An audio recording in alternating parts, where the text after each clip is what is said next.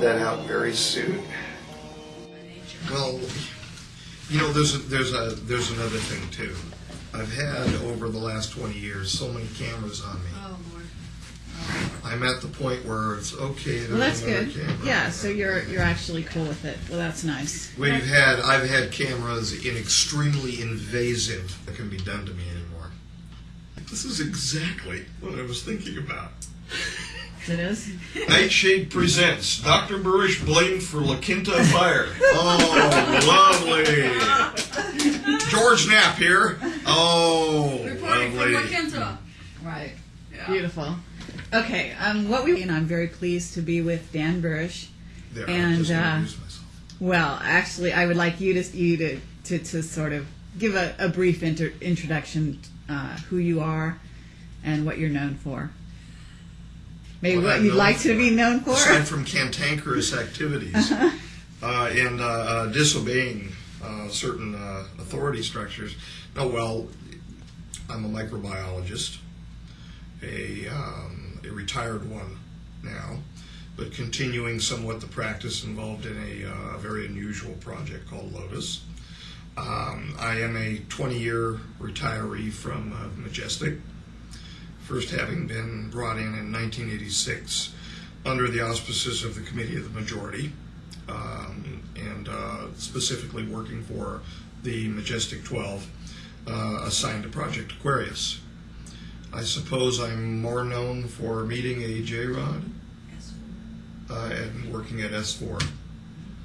Aside from that, I don't really know what I'm known for, aside from irritating a bunch of people on the web that don't want to hear about me. Okay, so you worked for Majestic, and you were basically, I mean, in brief, and I know there's a really long history Right, as the to Lotus how you was an ended. accessory project. It wasn't, you know, it was funded because everything that I was doing at the time was being funded ultimately by them. But it was an accessory project. It wasn't something of a critical nature for the Majestic, or as I believed for a long time. However, the principle of the Lotus ultimately ended up being a rather earth-shaking item for the participants at the T9 conference a couple of years ago. What is the T9 conference? During the course of speaking with extraterrestrials and our interactions with them from the 1950s onward, there have been a series of treaties established between we and they meaning a future human intelligence, time travelers. And there have been as a consequence of our relationship with them, there have been more than one treaty system in place. During the last of one of those treaty negotiation and signing times, I had the privilege of being in the presence of the negotiators at the conference, which was held in the state of New Mexico. And there were how many aliens present at that time? There were 2, 4, 6, and a few in the strollers behind the curtains. So we had A few in I'm sorry, what was that reference? They're unable to cope for long periods of time in our atmosphere. I Our see. present atmosphere. They've adapted, if you will, to the atmospheres of their particular future timeline, and as a consequence, coming here would be oppressive to them, existing in our standard temperature and our pressure. So they have been provided unique, sealed off, pressurized systems that they would be moved around in by their attendants, basically on a Segway type transport system, where you can push it and it will actually move forward, very easily maneuverable. I see. So that's what you meant by stroller Right. system. Right. Okay. And so they were encapsulated in their strollers in their positions as negotiators for their time. And Are you saying that these aliens that were present at this conference that happened, what, this year, last year? A couple years ago. In which they discussed, I'm assuming it was between the Lotus. 2003 and 4. I'm sorry? Between 2003 and 2004. Okay, and they discussed the Lotus project.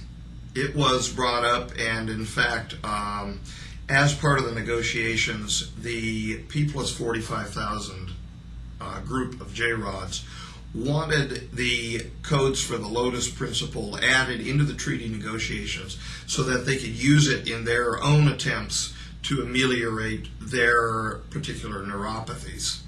Wow. So they saw the value. They saw the value right away. They saw a potential value for it, and they wanted to use it for that purpose. It was my argument that it should not be used for a particular purpose, that this is moreover part of a natural system which has been put in place by whatever God one would want to deign as being the creator of the universe, as part of a natural system and not to be controllable by humankind. Or by alien kind, by they're humans. They're human you lineage. Consider them humans. They're humans. Okay. They're human beings, albeit different from what we would expect to see as a human being. But then again, if we look in the history, the presently accepted history of the evolution of humankind, if one were to walk into a conference held by Neanderthals, one would be taken aback. Well, in the same way, one may be taken aback by walking into a conference with these gentlemen. Okay. So you've got two kinds of aliens, and people that are watching this, some people may have no idea about the T2, two timelines. Probably not. We actually had three kinds of extraterrestrials, human lineage extraterrestrials present. Two kinds of P plus 45,000 years from now, if we were to translate over to timeline 2. Difficult subjects, aren't they? Two representatives from that time, two representatives from P plus 52,000 years ahead, J-Rods, both of which generally have the anatomical configuration of what would be in ufology called grays, gray aliens, and two representatives from P plus 52,000 Orions, who would generally, I guess, in ufological circles, I guess one could say, would be called Nordics or Tals. Okay. Who actually look more human-like, but have larger eyes, very blue eyes, blondish hair, etc. I see. And, okay, well, of course I've got many questions on this score. So do I. But, and for people listening, we would also like to know, were there any reptilians present? No, not per se. Okay. What I've come to understand, and it's generally held, I think I could say it's generally held within our society, that the notion of a reptilian is a misnomer.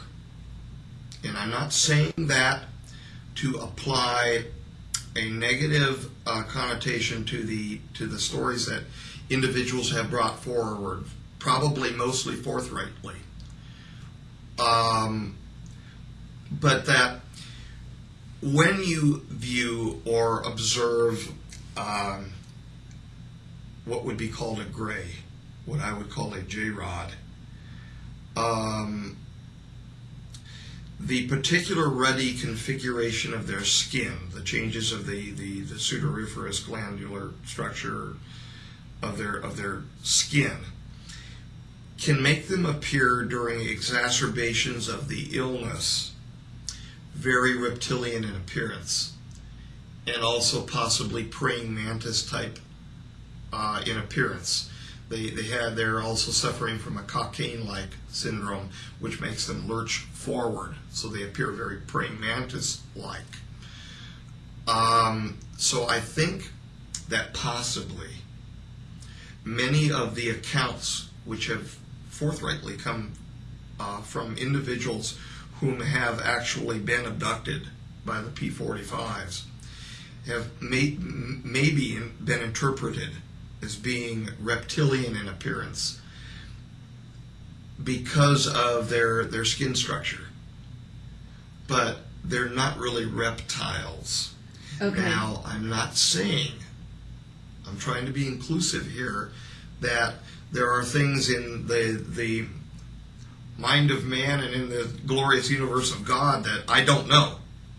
That there's a possibility that individuals have been have encountered alien species not to my reference.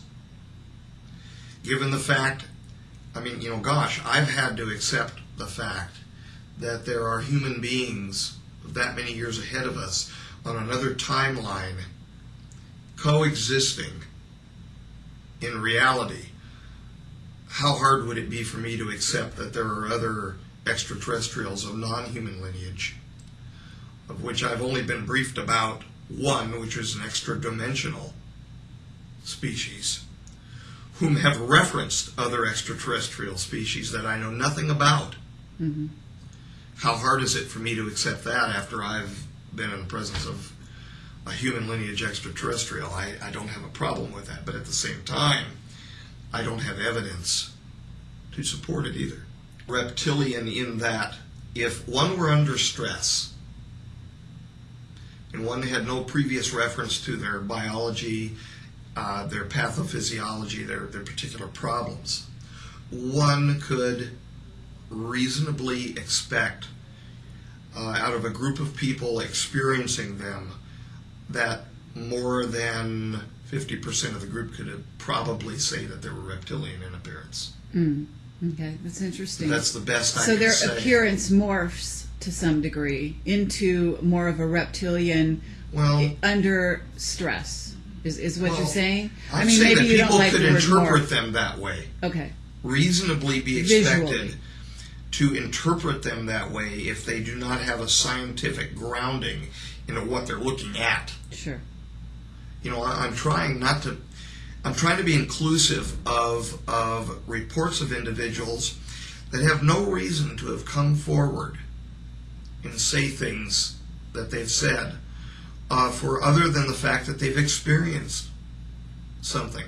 I'm trying to understand, or maybe help people to understand why they may have interpreted as well.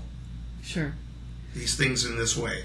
However, they may have actually come into contact with something which was fully reptilian in appearance. I don't know. I haven't. Exactly.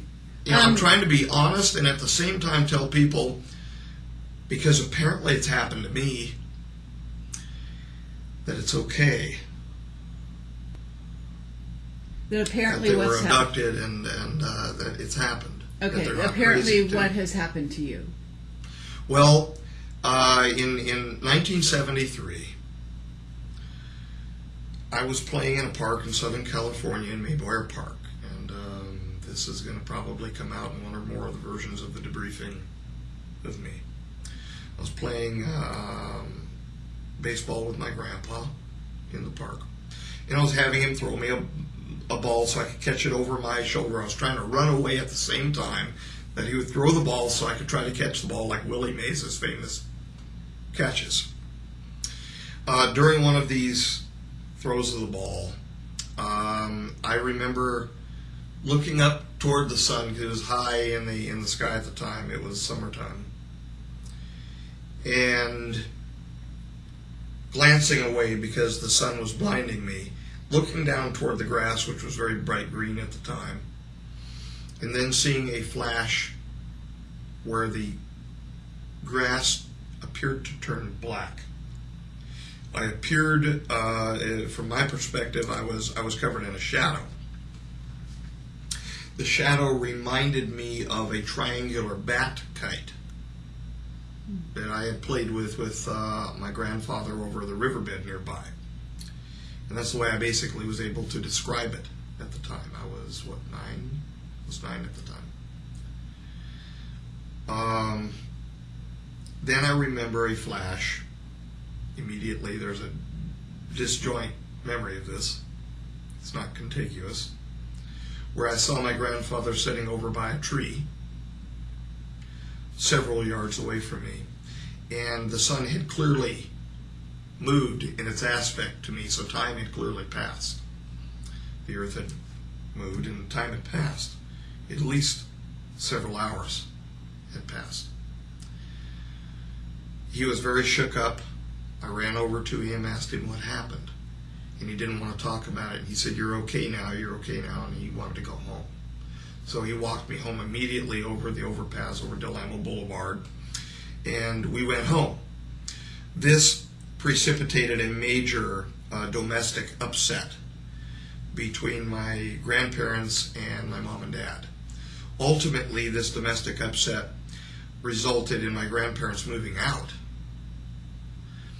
And around that same time, I was having unusual dreams. And in the dream, I would wake up. Do I think that there were probably dreams now? No. But I would wake up and I would walk from my bedroom through the restroom, which connected between my bedroom and a small laundry area that went to a doorway off the north side of our house. And to the right of that laundry area, there was a closet. That's the closet where my grandpa used to put his work jacket and his work boots. He worked at Gaffers and Sattlers as an enamel dipper, dipping pieces in enamel for manually for things like appliances, stoves, etc.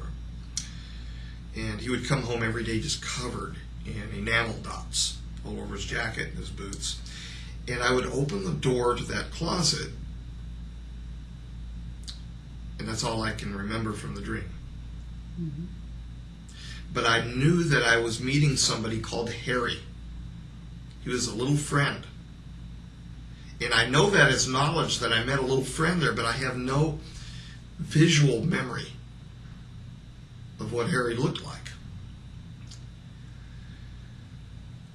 It was finally, because I finally told my mom and dad about it, and it was finally rationalized away that because I was still watching Sesame Street at the time, that was Oscar the Grouch.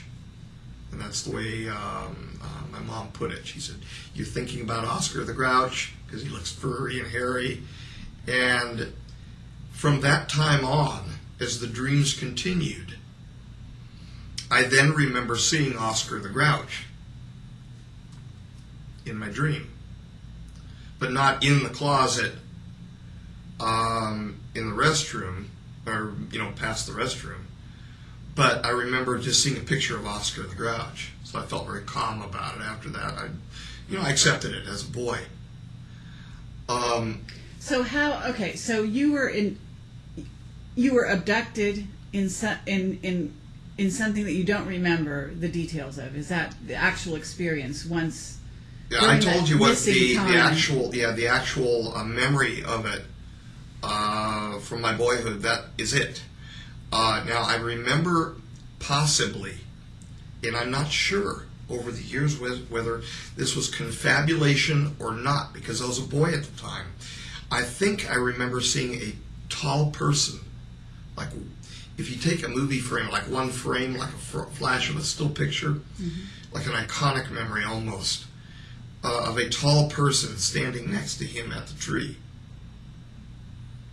Next to your grandpa. My grandpa, yeah. Okay. And he refused until the day he passed to discuss what happened. He would become extremely agitated. And John and Dodie for certain, who had many conversations with him, and maybe even John would... this is your father and mother you're talking about. They're my mom and dad that I grew up with. Now, I've learned certain things about my family since then that are really neither here nor there, having to do with who was actually biological father and biological mother and things like that. But they were my mom and dad. They're my mom and dad. I mean, they're the mom and dad that I remember growing up with, and I... But they are not MJ1. No. Okay, but no. And MJ1, somehow this abduction your experience seemed to have resulted in you becoming or being viewed as the son of MJ1. Is that correct? Right. What happened is this.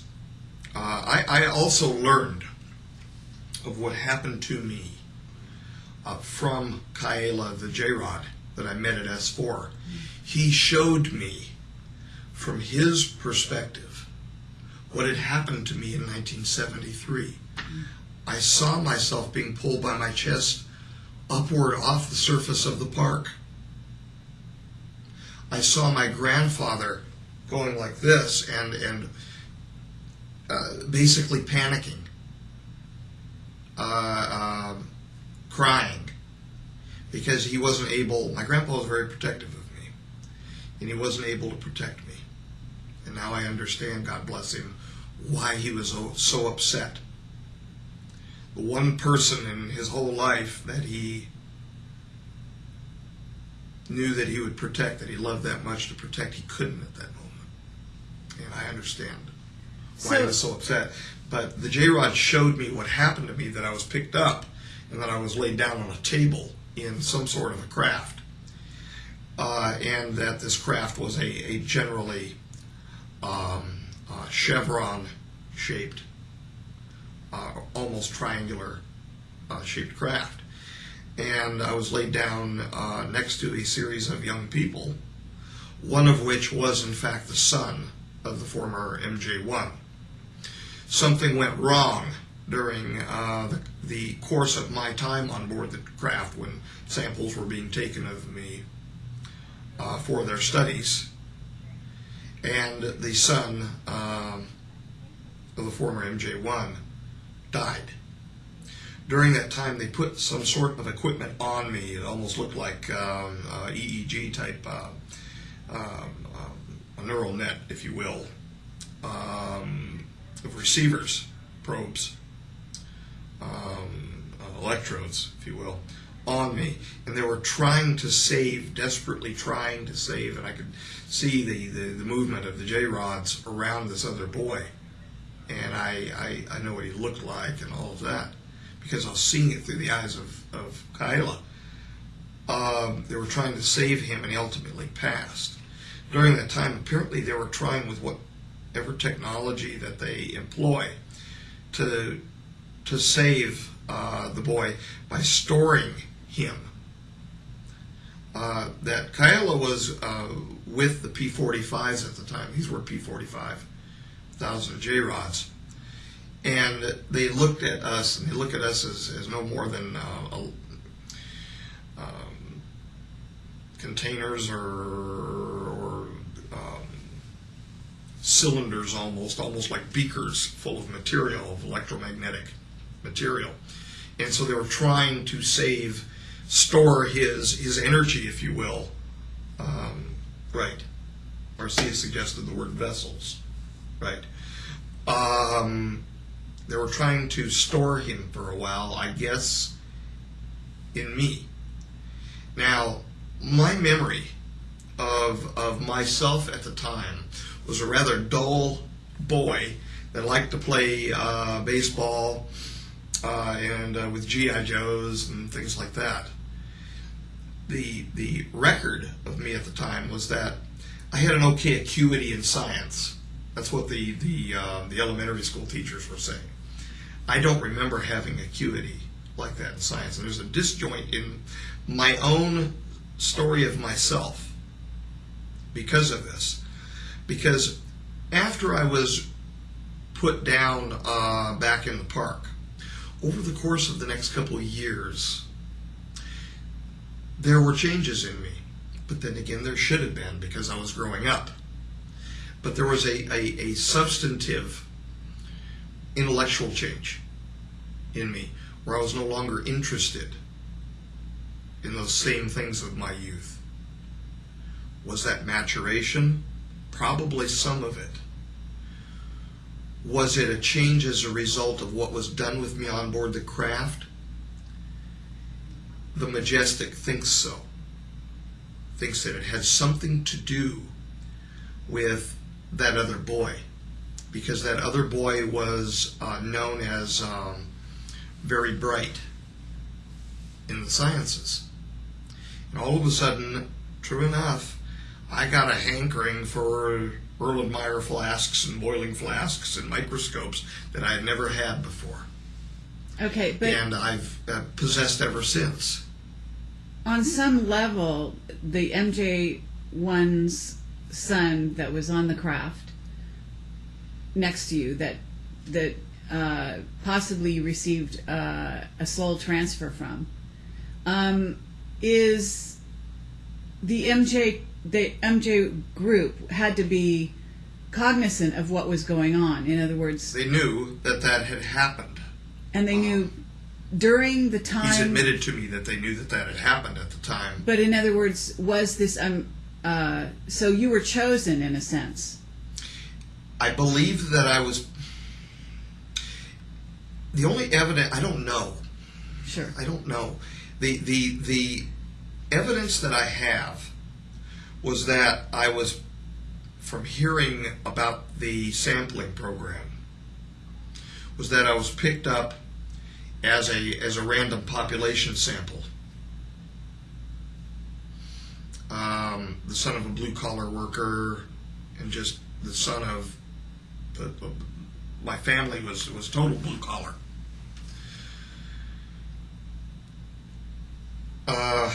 But there are a lot of coincidences that suggest that people were moved into a place to later teach me that happened before 1973. Can I put my finger on that and say, oh yeah, they knew what was going to happen to me and that I was going to be picked up? I can't say that because I wouldn't be honest. But I get the feeling as though, Marcia has held up 2 letters to me, LG, for Looking Glass. Oh, she knows see. more. I see. I'm sitting here in the presence of an individual that actually knows more of the truth and cannot tell me, for whatever reason, more of the truth about what's happened to me than I know. Okay. She's just held up the letters LG for Looking Glass. She's indicating to me that they knew. In other words, and Looking Glass is the ability to look into the future. So what you're suggesting is that machine for that use, yeah. MJ12 was using Looking Glass, perhaps saw that the first son of MJ1 was going to die, and planned to groom you to carry on. It's possible. In his place. It's possible. Mm-hmm. But I've never been told by them that.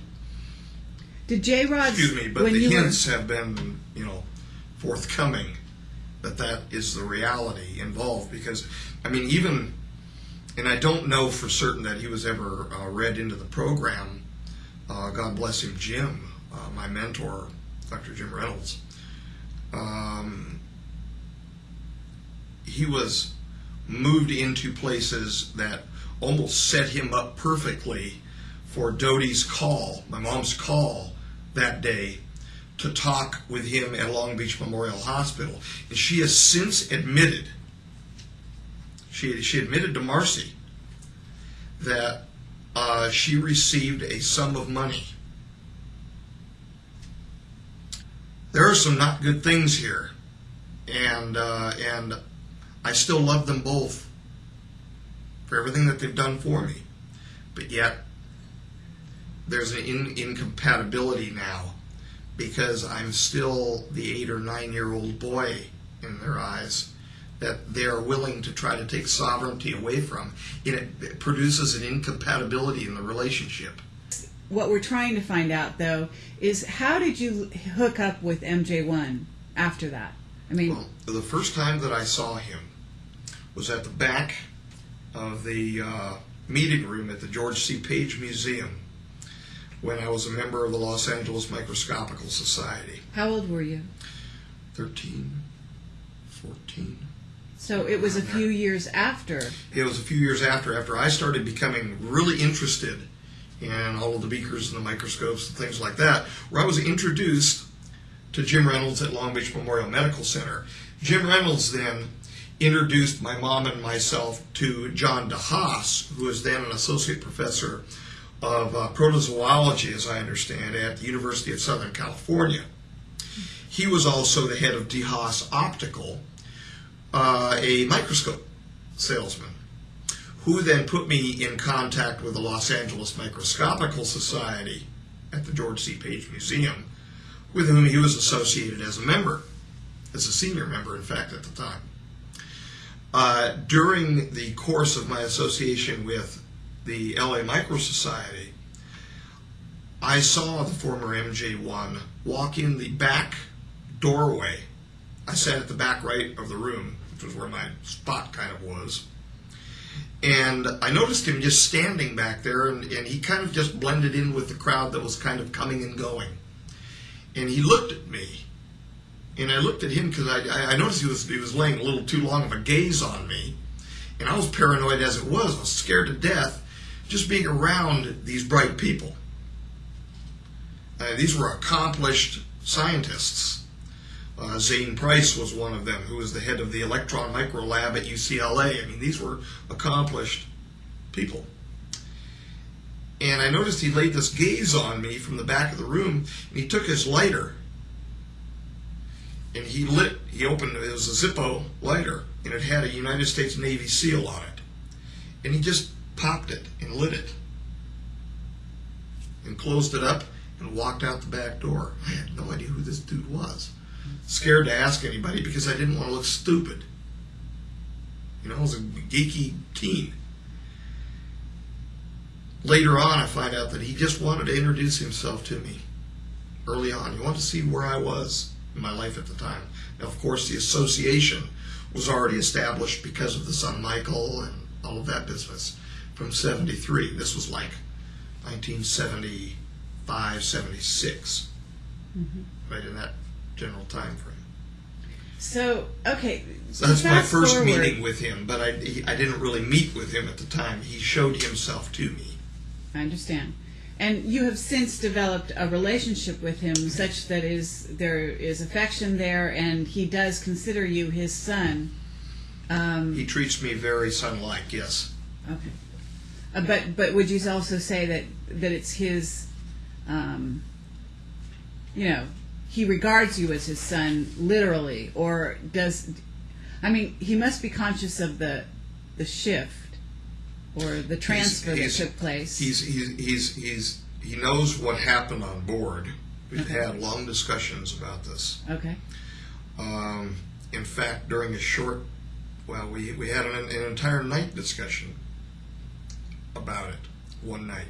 You know, I'm trying to do the right things by everybody, and that's the only reason why.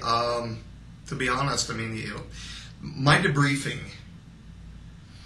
must come out to the public to the extent that the authentic message, the truthful message of what I've seen, comes out.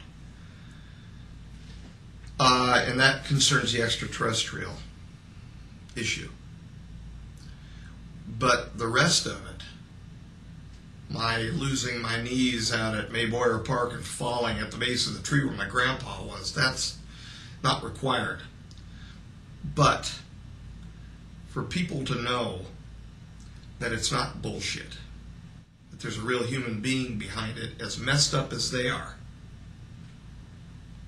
probably more. But yeah, they ought to know that. I'm going to tell you honestly, when I saw Bill Hamilton's segment interview with you, and you're talking about your relationship with J-Rod and how you communicated with him telepathically, that struck me as incredibly real. And from that point on, I was very interested in what you had to say, because I said, this man really experienced this. This is not bullshit. This is the real thing. Yeah. So if you could reiterate kind of how you started working with J-Rod. Well, he was working with me before I ever knew it. Of course, he was on board, as I understand. I have no memory of him directly, but I mean, as I understand, in 73.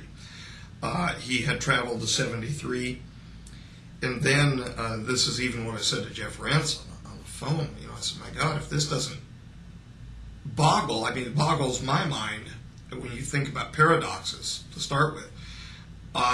That he traveled to 73, I was picked up, and then he subsequently traveled back to the 53 time frame, and there was a crash, which means that he was held at S4 in 1973 at the time that I was playing baseball with my grandpa, and that he was also on board the craft, impinging into our time, lifting me up.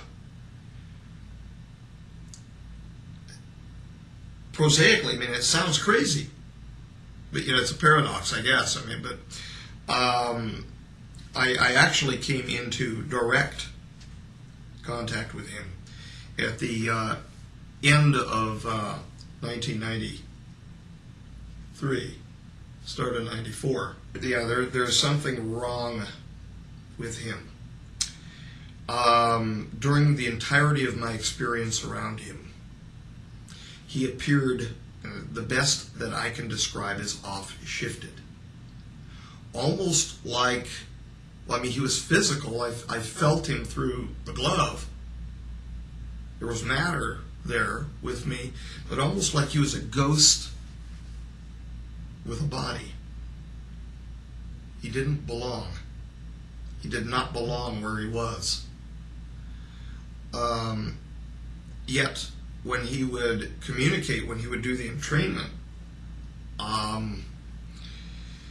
they thump you. It's almost acoustically. They thump you. And until they finally come into contact with the brain level waves where they can begin communicating. And it comes in waves. It's almost like clicks of a dolphin. It comes in waves. And then you feel yourself pulled in as the entrainment is occurring, that the perception is being pulled into his eyes.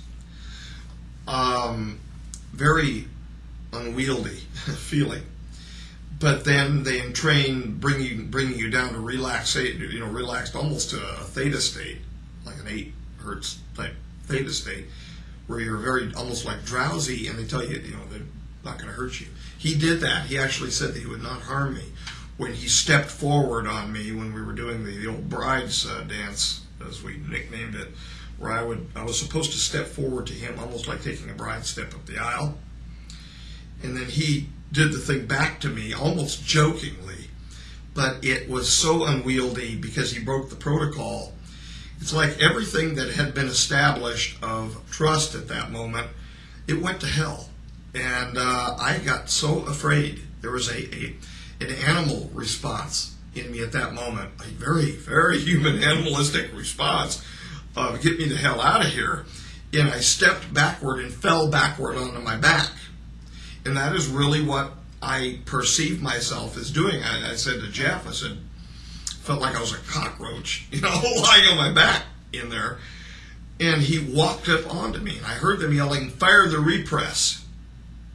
They were going to intumesce him. They were going to hurt him so that he wouldn't hurt me. And I was trying to yell no, and I'm not even sure to this day if I really yelled no or if it was just in my mind. The stress was that bad at the moment. And he literally walked up onto me and sat on my chest. He didn't knock me over. I mean, there was, I think Ron or a couple other people said, he knocked you over in the clean. He couldn't knock me over. He was too weak to knock me over. He even if he wasn't given his size, he couldn't have knocked me over. And how tall was he? Just a little over 3 feet, hunched down, almost 4 feet if he was to be extended out lengthwise, if he would be lying on his back and extended out lengthwise. But the malady, the pathologies under which he was suffering caused him to have weakness, change of gait, change of stance, where most of the time he was extremely hunched over forward, and he really couldn't stand up straight. When he would walk, he would wobble and kind of shuffle. So he got on your chest. He walked onto your chest, sat on your chest. He was actually sitting on my abdomen area, but he was leaning forward with his hands onto my chest, looking down. So he was communicating at that moment that he wasn't going to hurt you? Yes, he said, I won't hurt you, Beanie. He called me Beanie. And that goes to Beanie. He broke English up very strangely. And you heard this in your head, I'm assuming. I heard it in my head. It wasn't out loud. No, I heard it in my head, in my own introspective voice, but clearly not coming from me. You know the sound of yourself when you talk to yourself, self-talk.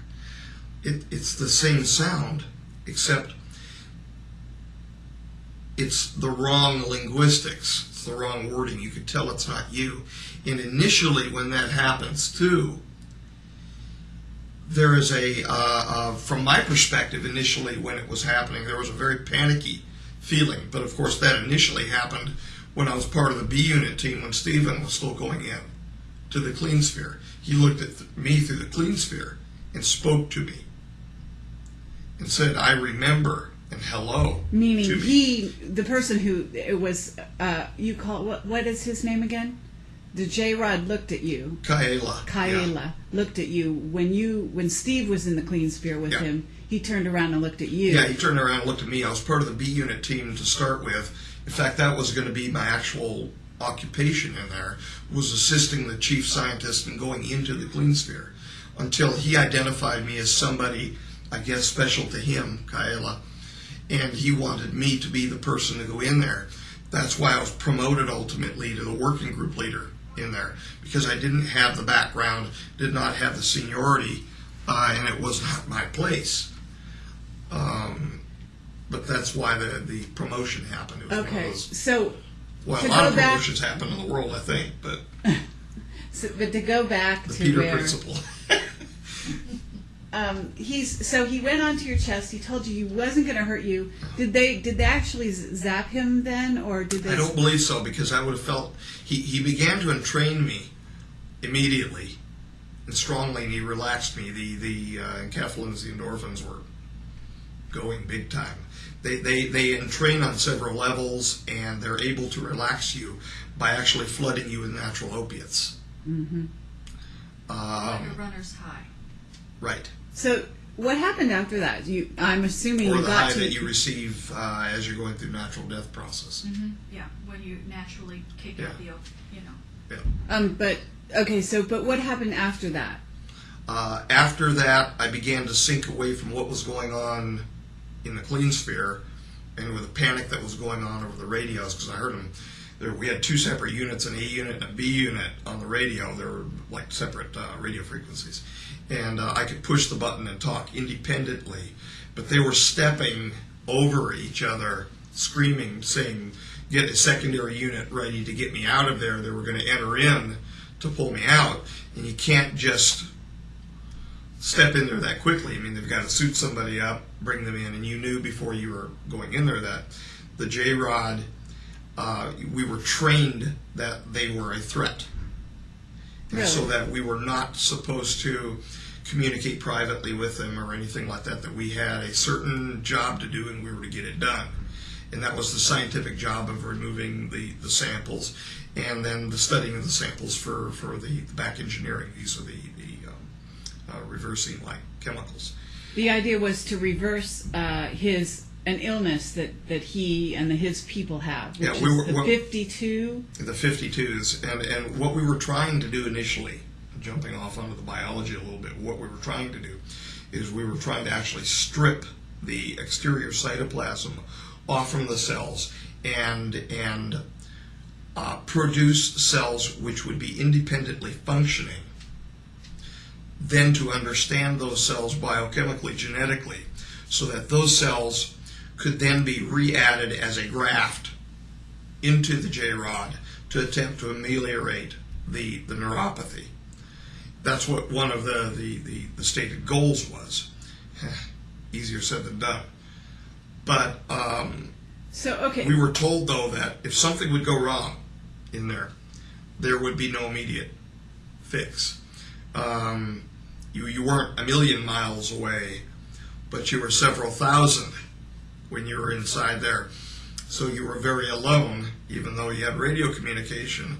It was essentially being isolated on the space shuttle, if you will.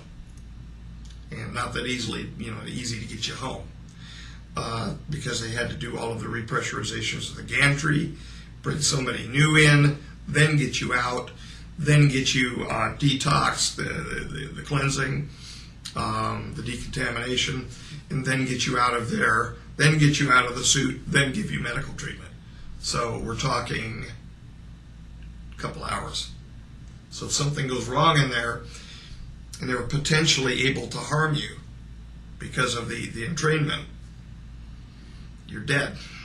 And that's, you accepted before you ever accepted going in there. But to a large part, it wasn't it wasn't bravado on our part saying it's no big thing, but you had to accept that just to work inside the facility. You knew that if there was a contamination, if the alarms started going off, the old joke was get in a straight back chair and lean way over and kiss your goodbye. It was over. Because if the alarms started going off, you were sealed into the facility, and they were going to pump the gas in and fire the fuel air device. Boom. That's what the explosive valves were for, the so-called escape tunnels. For you to get out in case there was an emergency, those were blow-off vents. So they could blow off and explode the facility, blow off out of the papoose range, and keep the remainder of the facility intact. So, but your experience with the J-Rod and the other ones you've met has basically, were you afraid for your life at any time? In other words, I was afraid for my life when he stepped toward me. Absolutely, I was. At that moment. At that moment, but it was a very transient. It was an ephemeral moment. Okay. How did you? It passed off very quickly because biochemistry helped me calm down when he trained me. How did you feel, though, in your sort of interactions with him? In other words, do you feel that you said you didn't remember knowing him in the original meeting in the spaceship, right? Right. But he remembered clearly. He remembered. So, did you feel that you actually developed a friendship with this being? I absolutely did. And that it grew over time, or did you feel that it was instantly there? That's a good question. I'll say that I felt a kinship to him all along from the time that he first looked over at me. And that may have been a consequence of me being picked up in the park. That may have been. My trust in what he was saying to me grew over time. Because I remember asking you that. Yeah, specifically asking you that. My trust grew over time. Right. But there was an extant kinship there with him. Uh-huh. And I think that may have started because of the pickup in '73. I think, but I'm trying to surmise it. There was a pickup of the jovial nature of our friendship over time, certainly, because I've got kind of a strange sense of humor, and he was able to be friends with that kind of same weird sense of humor, where he would look over at me, he would tell me that what his behavior was, because I couldn't tell when he was happy or when he was sad because of physical characteristics that easily. You can tell fairly quickly with a human being from now if they're happy, if they're smiling at you, but I couldn't tell if that was pain or what it was on his face until he specifically informed me that that's his smile, that's his laugh.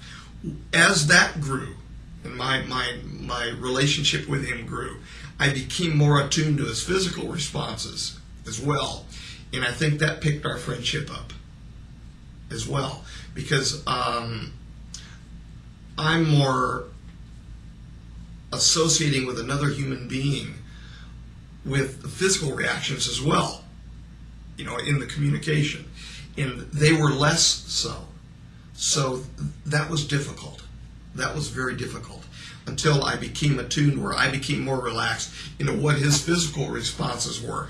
When I knew he was laughing after that, then that got me into trouble with the folks in the facility, because I reacted naturally to his physical responses. And so I would smile or whatever over at him, and they would say, "What is transpiring between you two?" I'd hear it come over the radio. Mm-hmm. Sometimes I would out and out lie to them and say nothing, because I was afraid. I had a fear of losing his friendship too, because I wanted to learn more from him. And so I was willing, And these are the same people that, will point a gun at me with very little compunction against it. I was willing to befriend him too, because he was a captive there, as I was feeling too a captive within Majestic, because I had been brought into a program that I had no clue before what I was being brought into. So I felt kind of trespassed against too. Mm-hmm. So you had a camaraderie in that sense. Yeah, we were both prisoners in our own right. Did you think that he had the ability to protect you? No. In fact, it was, if anything, it was the other way around. Oh. I was covering for him, and a lot of his anger, because he had anger in him too, and pain, and anger as a result of pain from the samples being removed. I was covering for him by not telling them of the anger, because then they would have followed an operant conditioning protocol that had been set in against him to penalize him. So I was actually protecting him. So, but he was a human being, for Christ's sake. I mean, if you get stuck with a needle enough times, you get perturbed.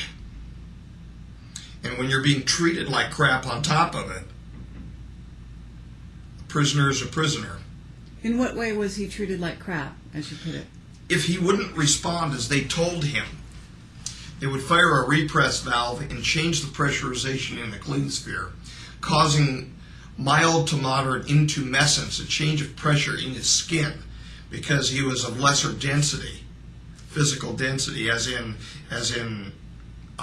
weight per volume, that density. And the reason why I'm clarifying that is I've heard a lot of new agey comments about fourth density and fifth. I don't know about all of that. As in weight per volume type density, he was less dense physically than we were.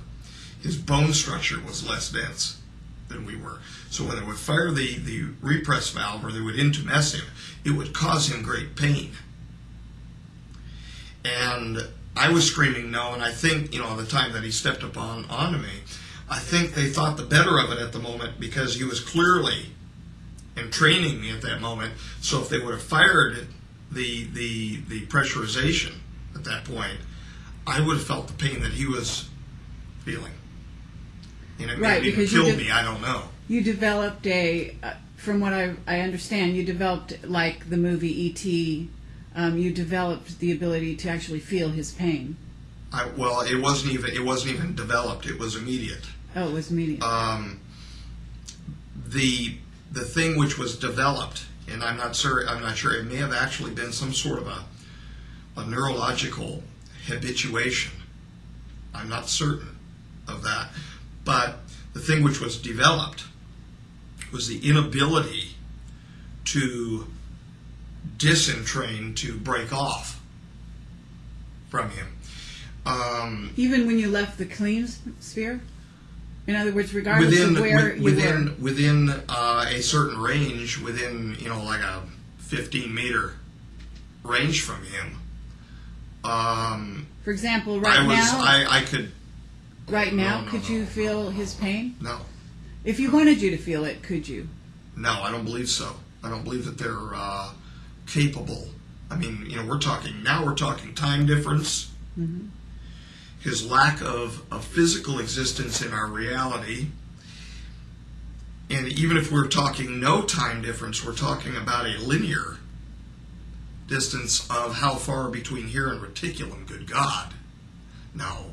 He's back at reticulum now. Yeah, as far as I'm aware. Uh-huh. As far as I'm aware. My stomach is growling. I must be getting hungry. Right, okay. As far as I'm aware, that's where he returned to. That's the best information I have.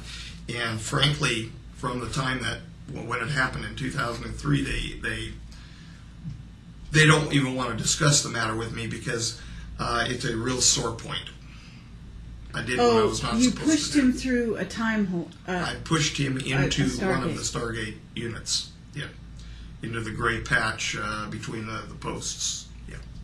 And that was at the end of your relationship with him? That was the end of it. It's the last time I saw him. I mean, I think it was the end of their relationship with him too, which is why they're so pissed off. Why were you motivated to push him into? He asked me to. He told me he wanted to go home. He wanted to see his son. So I did. So he was a prisoner, but at some point you were in a position. I'm thinking this was in Egypt. Somehow you guys were taken to Egypt. Yeah, I was flown there. Yeah. And so was he. Yeah, but over a different transport. He was already present by the time of my arrival. There was a communication protocol going on. He was communicating something, and I was never really told. All I was told was that there was a problem with his communication, and they wanted me to be there to cause him to relax or whatever to facilitate the discussion. And so they wanted me basically there as an idola theatri, as an idol of the theater. They wanted me present. They wanted me there as a ruse of kinship with him. And the kinship was no ruse, and that's something that they misinterpreted, I guess, over these years, that I have more of a kinship with a present-day human versus him. And to me, although he was offset, although he appeared different, that he didn't belong, he's still a human being, and a human is a human is a human to me.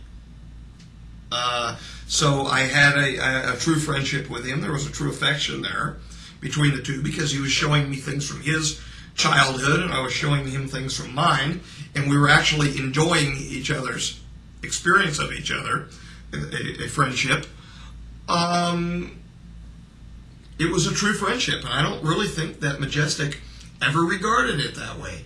They feel themselves so damn superior, or that we're superior to them.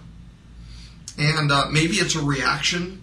I don't know, maybe I'm rationalizing it, that it's a reaction to the P-45's feeling that we're inferior, the so-called rogues' feeling of us. Maybe it's some sort of a railing against that, or a reaction against that they developed the attitude. I don't know, but I know that I wasn't superior to him, and he wasn't superior to me. Much brighter, but we're still just human beings. And just because somebody is brighter than somebody else, it doesn't mean they're superior. So I'm just trying to figure out why in Egypt he was there. I'm obviously doing some work with them. He was there as part of a communication program that they had ongoing after our program, and way after, almost a decade. Almost 10 years later. Well, I mean, it had ended in 96, and we had some more briefings in 97, but that was about it. So you're saying that this happened recently, that you pushed him into the Stargate? It happened at the end of 2003. And, I could tell from the relationship with him that he was being honest with me. Now, again, there have been those that have criticized and said, well, look, this guy has 52,000 years along an evolutionary line, which does not necessarily make him smarter, but certainly not better if you look at the pathology, but that he had the ability, if he was a human being, to lie. Mm-hmm. Yep. And we talked with each other about lying, and Majestic never knew that. But he told me about things which would be happening in the future, generally inconsequential things. And then there were some very consequential items. But some generally inconsequential things that happened subsequent, which told me not only was he from the future, that he had access to future material, because nobody could have predicted conversations, but that he was being honest with me as well. I could feel his heart. And that's all we can really do. They turn it into a joke on Coast to Coast. The Coast to Coast AM Challenge with Bill Burns and George Norrie. Will you step up to the plate and take this polygraph exam? No, because a polygraph doesn't work. If a polygraph worked, we wouldn't need juries. We judge other people, other human beings, by their honesty, by empirical data and evidence as well, but by their spirit as well. And The spirit that I judged him by was what I was feeling from him, from his heart, from his mind. And I judged him by his relationship with his child, by how he regarded his mother, by all of these things that we choose to regard in the human family to make decisions about each other. The same things. I mean, these common things were still present. So there were many uncommon aspects to their society, to the negating of emotion and the negating of personal names out in society, but still being carried within families. There was a common theme to the human family which was still extant in his time, and I used that as part of my prudent discernment of him, or God, I hope it was, that he was a good human being. So you assisted him in going through the Stargate. I pushed the Segway type transport set on the stroller. They looked like bell jars almost, over the top of Segway type strollers, where you could, almost waist height, where the bar was, where you could push it in whatever direction, and it took very little effort to move it. And he asked me to go home. So you pushed him, and I did. What happened to you when you pushed him? I pushed forward, then the next feeling was a feeling of numbness. For a brief moment, I thought I really screwed up, maybe killed myself or whatever, because I literally felt numb everywhere. Then I remember a flash of gray, and then I was seated, coughing, on a block about 20, 30 meters away maybe. And I had people rushing up to me, still over dramatically, actually cocking an automatic firearm at me, screaming at me, and I was grabbed, picked up from the block, and taken over and said, you're under arrest. And I mean, I committed a violation of the protocols, and I was being threatened with weapons to my head and things like that. So how did Majestic... What did he say to you? And are you a spy? And they were just acting paranoid. No, I wasn't a spy. I just shoved him into the Stargate, and he went bye-bye. And that's essentially what happened. How did Majestic react after that to you? Very angry, including the people with whom I'm the closest, save the one present. Very angry toward me. And how do they act? How does Majestic act when it's angry? I guess this gets back to haven't you been tortured? I mean, isn't this right?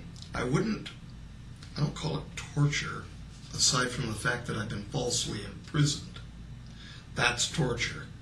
I was, for a couple periods of time, put at S4 in level 3 and basically told that's where you are for now. Level 3 meaning, was it a S4. cell? No, it was one of the rooms, one of the small suites, if you will, which were originally put in. There's 12 of them in this trident. There's 3 groups of 4, and I was put in Bay Unit 1 over to the left, and it was essentially, it contained all the amenities. I could ask for food, got anything I wanted, except for I couldn't leave. There was no freedom.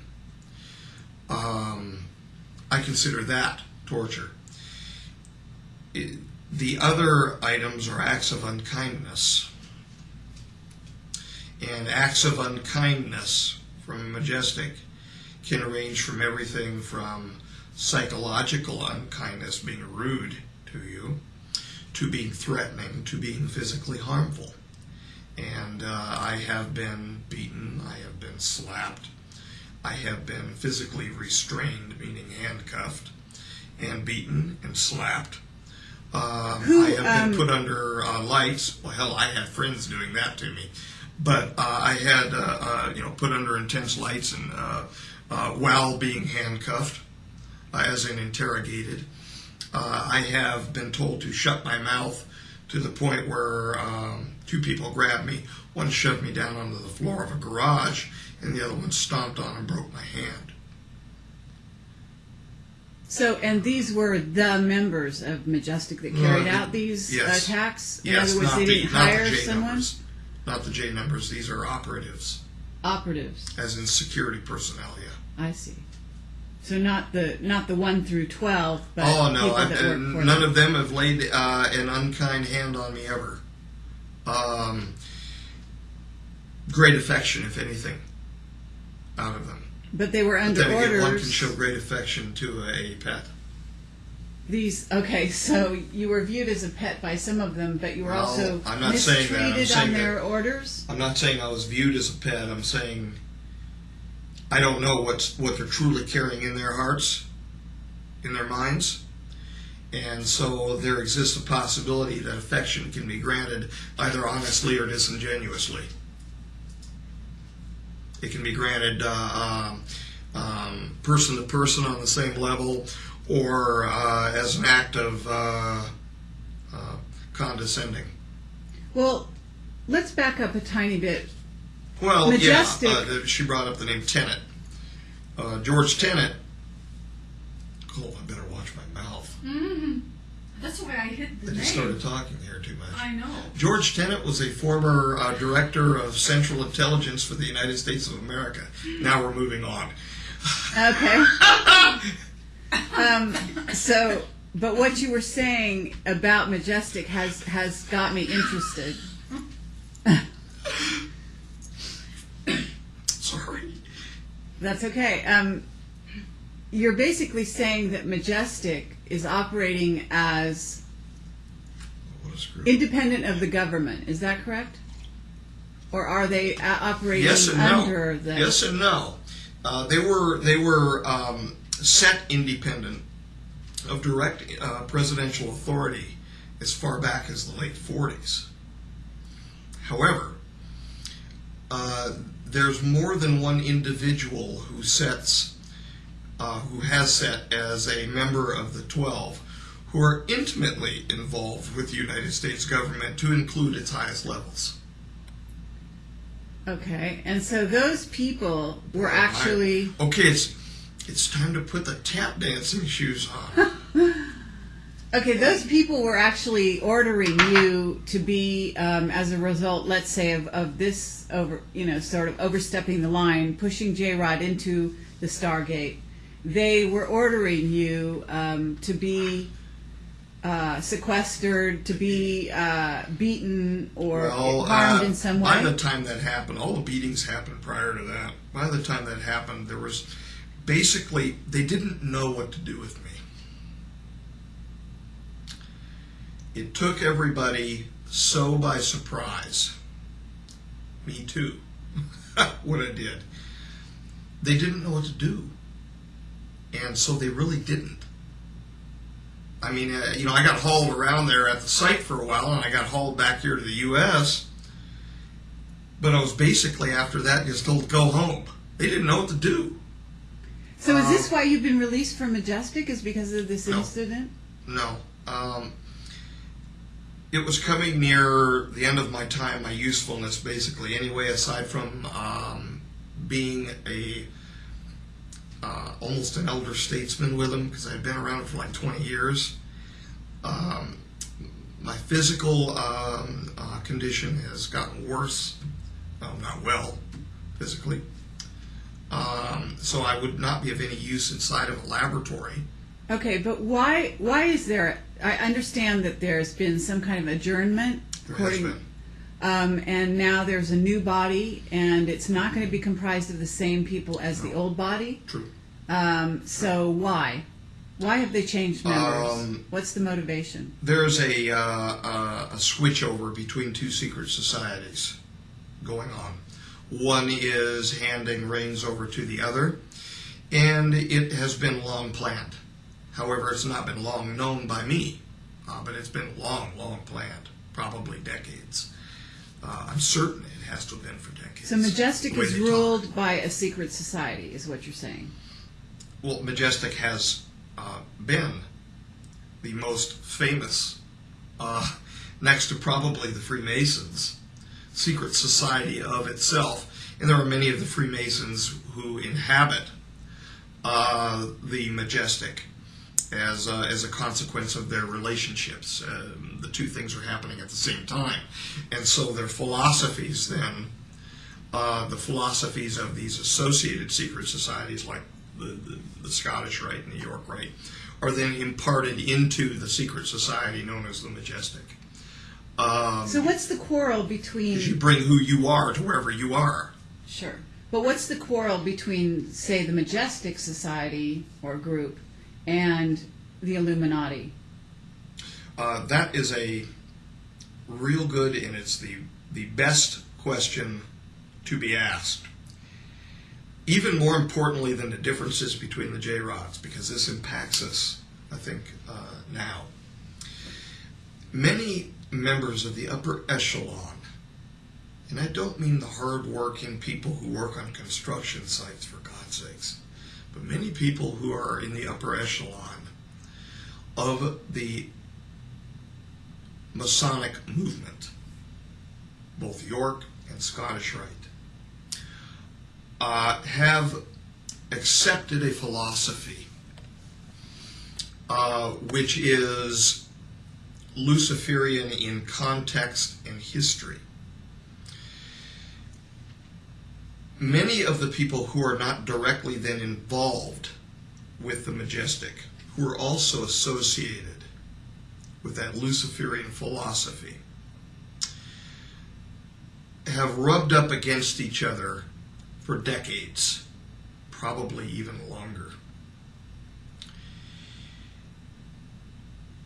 So somewhere along the line in history, there was a schism between those individuals who have accepted a Luciferian history, Luciferian philosophy, mixed with other secret society people who have not, that ended up in the Majestic, and people who have accepted a Luciferian, almost like a different denomination, if you will, accepted a Luciferian philosophy, who are not associated with the Majestic. In other words, we've got dirty coins on both sides. Okay. And when you say a Luciferian philosophy... meaning a materialistic, and for lack of a better term, when it comes to the actual European Illuminati, satanic philosophy, where they've given their lives, their families, their sacred honor to this satanic thought of creating a world order under the person that they consider the true God, which would be a Luciferian figure. Now, these people have also, separating them from the dirty coins in the Majestic side, these people have also been accepting of the influence of the P45 rogues, who want to justify their own history by our demise of moving from timeline 1 over to timeline 2, the catastrophe. And so the differences between the Majestic group, some of which there have been these Luciferians mixed in, and the true Illuminati group, and they're not even really true Illuminati. I mean, that's a word that comes back meaning enlightened ones, and these people are not enlightened. They're simply under the influence of a false light. That the differences between the two then have raised itself to rancor, even though they share much in common with each other. However, on the Majestic side, you have a lot of God-fearing people too. A lot, and I'm not talking about specifically here the 12. I'm talking about the line people, the people that we've worked with. Good people to the bone, to the soul, who want nothing but good for the world. So basically what you're talking about is there seems to be an alliance between for lack of a better word, the so-called Illuminati group that is satanic followers, and the P45s, what you call the P45s, and the Majestic group, which, even though it has some members from the Illuminati, basically is siding with the P52s. Yeah, I wouldn't really call them I would say that they are Freemasons who have accepted the Luciferian influence. In other words, I personally disagree with it. The Luciferian influence, but are still acting as good people. For the benefit of humanity. For the benefit of humanity, exactly. Level. And then there are some that I've interacted with who are involved with the so-called true Illuminati in Europe that are God-fearing people too. There's dirty coins and there's polished coins on both sides. However, the dirty coins make up the vast majority of the group on the European Illuminati side. Okay. So now let's get to the timelines and explain just briefly, since this gets over into the future and 2012, what the P45s, meaning they are from the future 45,000 years ahead of 45,000 years ahead on a separate timeline than what we are presently on, or a timeline that we could transition over to from where we are now.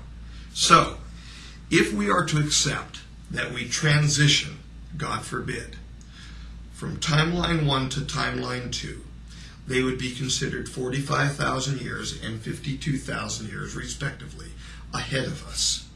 The individuals who dumped near Roswell, New Mexico, back in the 40s, were approximately 24,000 years ahead of us in timeline 2. And that was a mission return, an Earth-to-Earth time travel mission. That we're on timeline 1, I'm assuming you're saying, and we're headed for 2012, and theoretically a catastrophe that may or may not happen. Right around now, yeah. Right around now? Yeah. And this catastrophe, has this got anything to do with Planet X?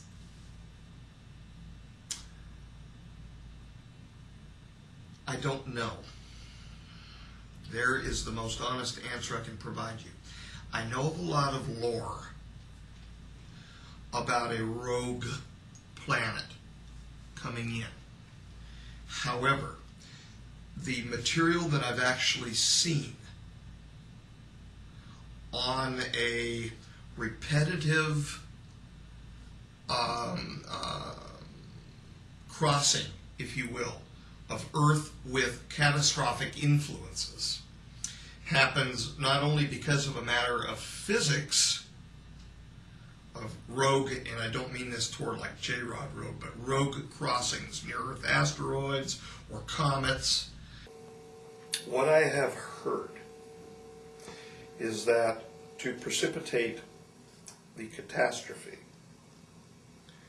there would be, as we pass into the plane of the Milky Way, some sort of energetic burst through the plane of the galaxy by virtue of wormholes that travel through the plane of the galaxy from the center of the galaxy, which have been depicted in ancient lore called the serpent rope, even of the ancients. And that the serpent rope would return at the time of the end of the Mayan calendar, revealing, and there are several perspectives as to what it will reveal. But that during this same time, the history of the J-Rods record that this burst will cause a disruption in the sun, and that concomitantly with energetic bursts from the sun and from the wormholes which would be passing through our planet, that there would be a disaster provoked by virtue of these time travel devices, the Stargate devices, and the time viewing devices, the looking glass devices, spontaneously turning on and directing an inappropriate amount of energy into the crust of the earth, precipitating a geophysical disaster. This geophysical disaster, in accordance with the history of the J-rods, the Orions, record that over 4,157,000,000 die over a several-year period by virtue of a geophysical shift in the crust. So this is what I get numb when I think of numbers that way. Is trying to be prevented. Is this right? Yes, very true. And how is it going to be prevented? By the disabling and the destruction of such technology, that we will naturally then pass through this serpent ropes. The bursts will occur, whatever that means. I don't know, I haven't physically seen it. But the bursts will occur, and there would be an imparting of energy to our planet that will gradually, naturally cause changes in the human species and the life on our planet. And that these changes would be positive changes to our people. And I frankly think that it's already happening. There's a rise worldwide and I don't think it's just given the size of the population increase. But there is a rise in very spiritual, talented people.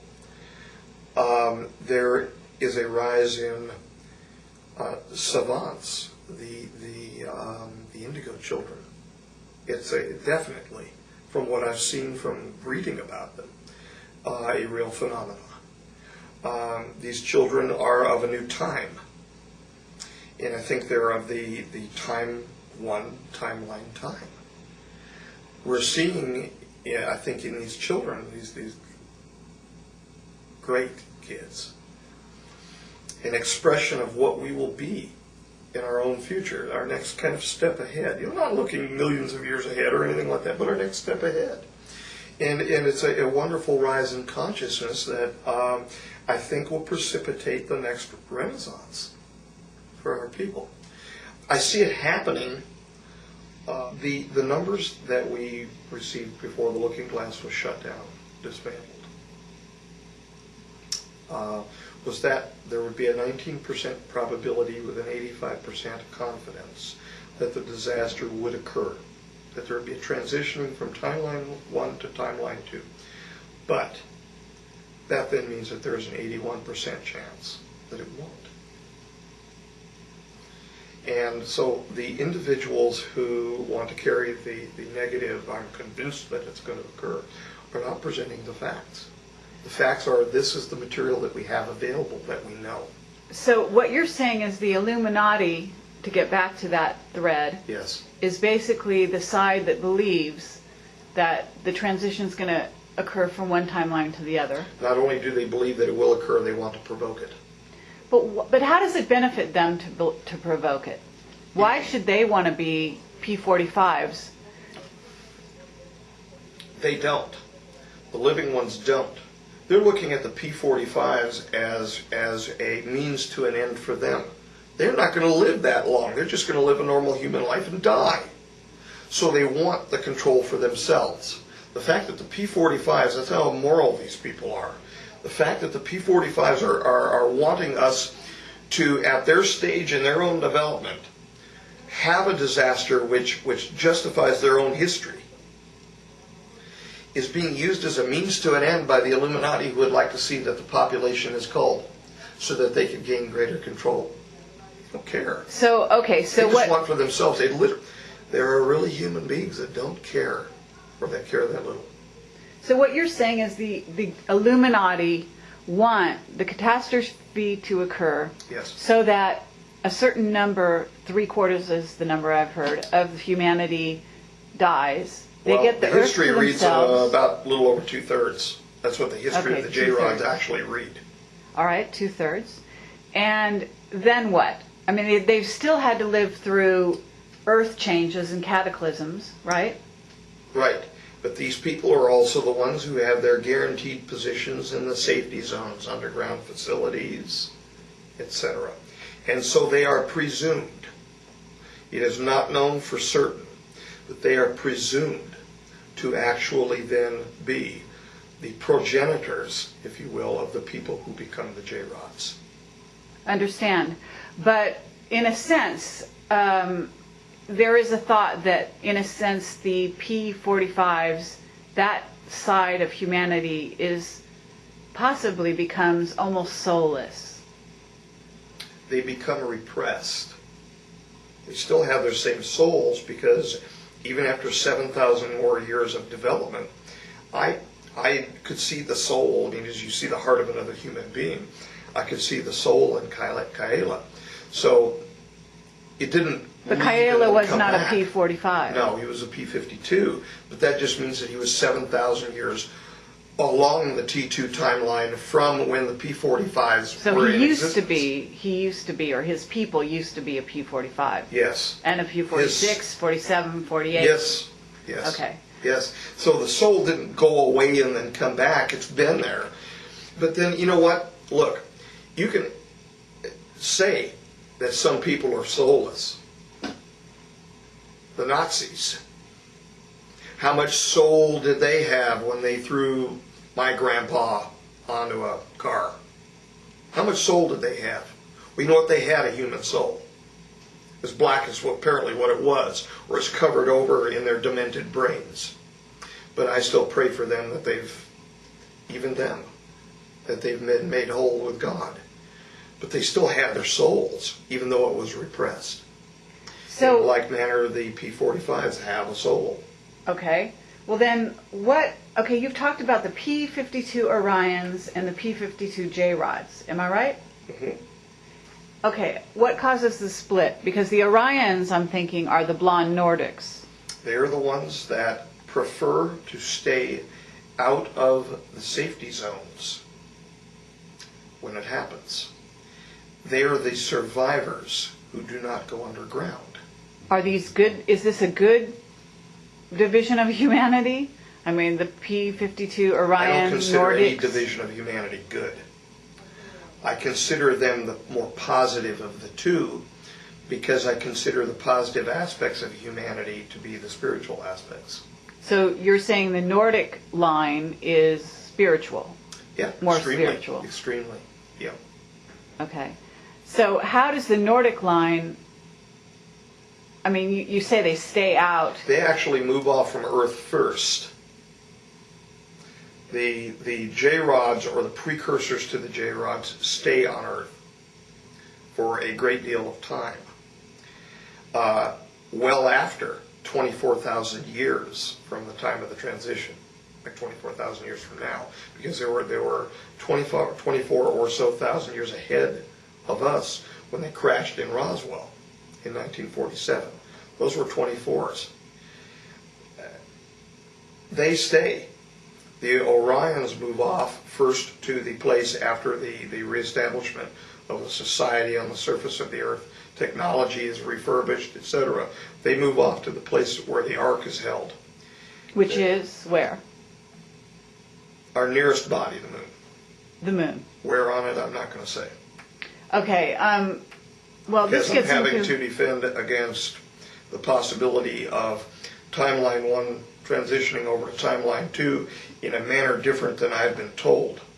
And I'm not going to be the person who hands off the wrong information. So, okay, but you're saying the Nordics are going to get off Earth if the catastrophe happens, or regardless, They leave after. after the catastrophe happens. Presumably several thousand years after it happens. They Several leave. thousand years. Yes, I they was move getting to the moon. impression you were talking Well, about not them right going away. on spaceships or something. No. They move off to the moon several thousand years via spacecraft. They get to the place where the Ark was held, and they reestablish a new community.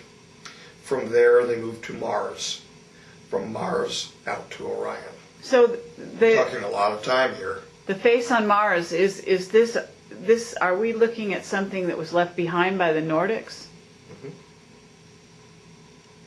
So we're looking as best forward. as I know. We're looking forward to our future when we're looking at the ruins. Yeah, we're looking at a paradox of their ruins, which they left on another planet. In our future. In our future. In our possible future. Yep.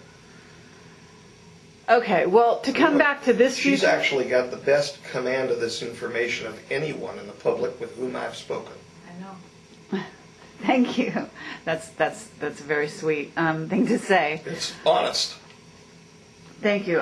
We've got I'm getting another question here from our small audience, and I must say that Bill Ryan is... Bill O'Ryan? I'll be Ryan? Bill Ryan is also sitting with me and listening to this amazing information and asking some good questions. When we're looking at Mars, are we therefore looking at the future? Now the question I is just this. don't understand that. We're looking The to a telescope? question of the day is that what is going to happen? What is going to happen when the transition occurs and we either continue on one or, God forbid, number two happens? If number two happens, we're not going to be worried about Mars. We will have much more important things to worry about at that moment. Let's say, God willing, and I think we will, remain on timeline 1. What's going to happen with our imagery of Mars? I think we'll probably remember taking images of these anomalous structures. And there have been some anomalous structures imaged on the moon as well. So I think we're probably going to remember that. At least I think so. If we don't, it's not going to matter now, is it? So what you're saying is we're going to go back to the idea that there is no face on Mars. Or there will be a face on Mars, and it will be presented to us at that moment as something different. Maybe the bricks will turn to rocks, and we will get there and find out that all of these beautiful ruins, including the scorpion. If you don't think it's a scorpion, tell me what it is. Okay, I'll show you the images from Star City on the top of this pyramid. If it's not a scorpion, tell me what it is. But perhaps we're going to get there and we're going to find out that all of this presumed architecture that we are seeing by virtue of the geometry that we're attempting to apply to these images is nothing more than rocks. That we've never been there. Because at that moment, because we had not transited over to timeline 2, that we have never visited there until we finally put, quote unquote, man on Mars. But there's a profound paradox here, because there is. Because what I hear you saying is that we're looking through telescopes where we're receiving light in present time with a few minutes difference. That's being reflected off objects on the surface of Mars, but we're actually looking at a possible future. That's right. I don't understand. There are impacts into our timeline now which have occurred. This is information that I received not only from Kaela, but also from the material within Majestic. There are impacts into our reality now, our timeline now, by virtue of the amount of time travel which has occurred. Every time they have gone back in time, they have caused small paradoxes which have built up as our reality that we now perceive. In other words, there is actual Newtonian superimposing. And that is a frightening thing to me. So it's almost like putting money in the bank, though, every time they come from the P45s, in a sense. Their timeline becomes... as creating a larger heap of manure. Well, okay, but emphasis appreciated. However, nonetheless, it is like a deposit towards the actual occurrence happening. I don't know. They are agents of change, in a sense. They are agents of change, as all human beings are agents of change. But I don't know whether there is a cause-effect, whether there's a nexus between cause and effect, having to do with their amount of time travel and the superimposition which is going on in our reality, and the disaster itself. I think that the disaster itself, from everything that I've read and heard, is a direct consequence of the technological aspect of bringing too much energy toward us in a non-natural manner. Okay, well, basically, you're saying there's two timelines. I mean, I'm sure you're aware of the work of physicists now that are saying, look, if you can have two timelines, you can have 2 million. Well, don't we really have 3 or 4? I'm discussing 24,000s, I'm discussing 45,000s, 52,000s, and present day. How many timelines are that? Because these people moved ahead linearly in their timeline. Just because we want to call it timeline 2 doesn't mean that there are other effects or superimposings which are occurring on different realities during even their own timelines. Exactly. I mean, there's a sense at which what you're talking about is not so much that the P45s, for example, timeline won't exist, as it will actually separate from our reality and become more like a parallel reality instead of an intersecting one. From what I understand, the people who were just prior, which would be us, according to their history, to the people who were just after, exist as a straight vector of time. So in other words, God forbid the catastrophe occur, it will just appear as tomorrow the catastrophe occurs, etc., and we move forward and changes start occurring in the earth. There is a disaster, there is a loss of huge life, etc. We won't probably feel anything change aside from the fact that we'll all be running scared for our lives. Aside from that, I have no explanation. Okay, you're saying if the catastrophe occurs. Yeah. But if it doesn't occur, there's still the element in which we have been visited by a timeline in which really does exist in a sense. And how do you unmake something which has been made? That's kind of, I mean, it's more of a philosophical question. I don't know, and all I can do is defer to the Creator on that issue. Because all we do is perturb. What has told you that this is true? All of the above. Okay. It's all of the above, plus information directly from Majestic, I think.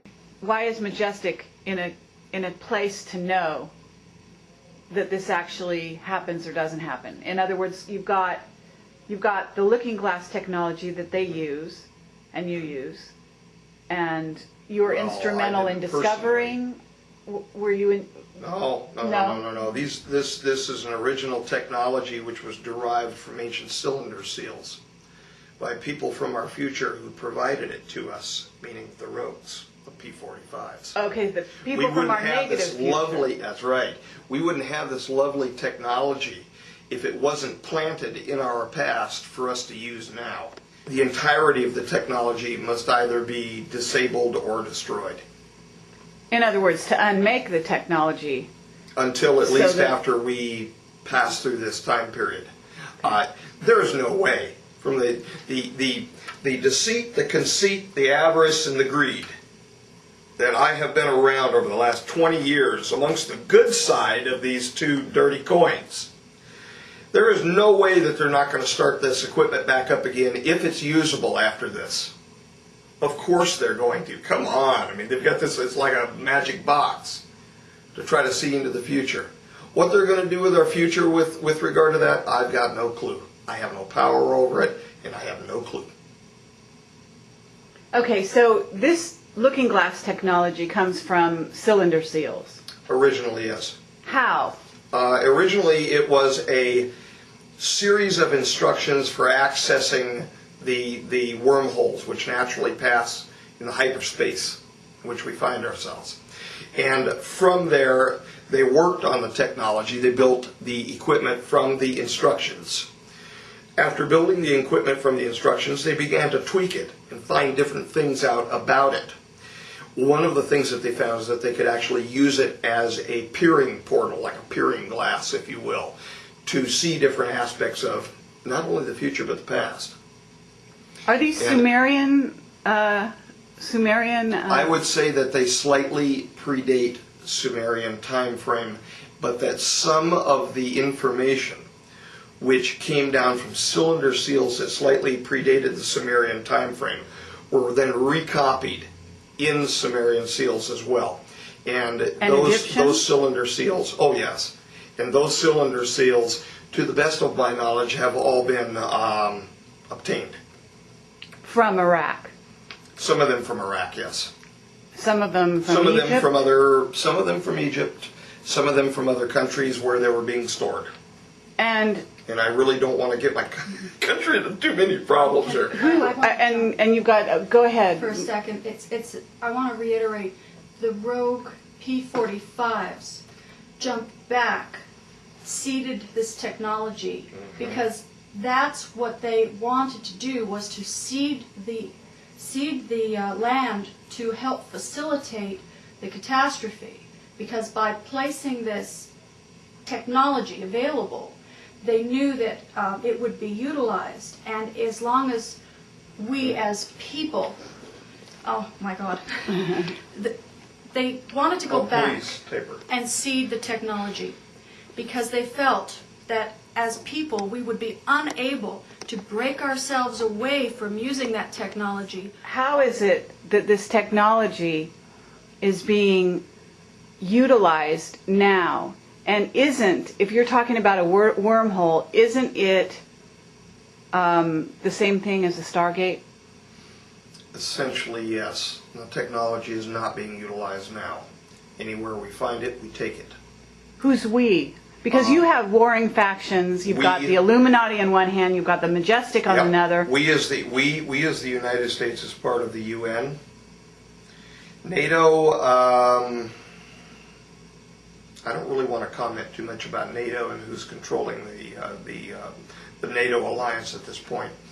But isn't it a fact that the Illuminati we're doing most of the lion's share. Would be stealing back this looking? I mean, if they want it to happen, their objective would be to steal these cylinders and get them on, so that they could use the looking glass technology. Yes, but they can't show up as an aggressor to steal anything back. So what they do is they vote against us. How does that stop looking glass technology? It plays out in the UN.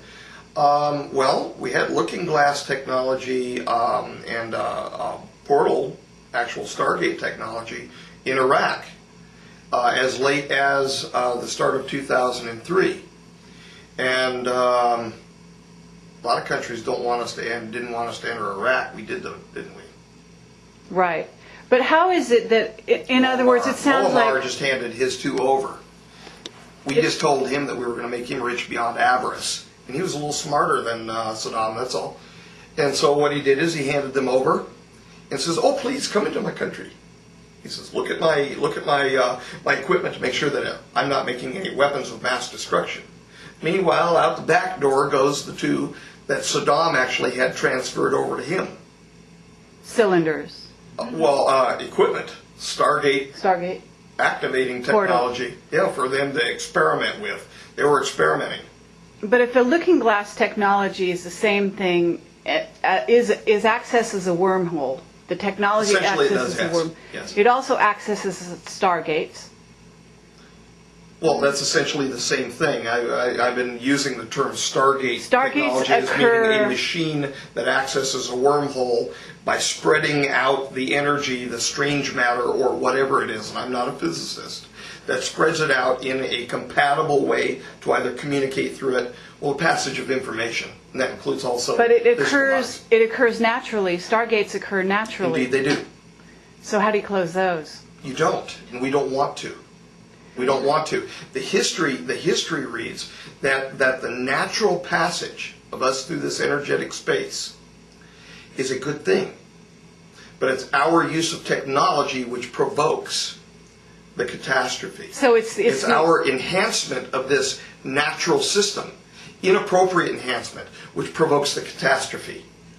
And so, no, we don't want that to happen. I think that the energetics that we're passing through is part of what's happening to us naturally that's changing us in a positive way.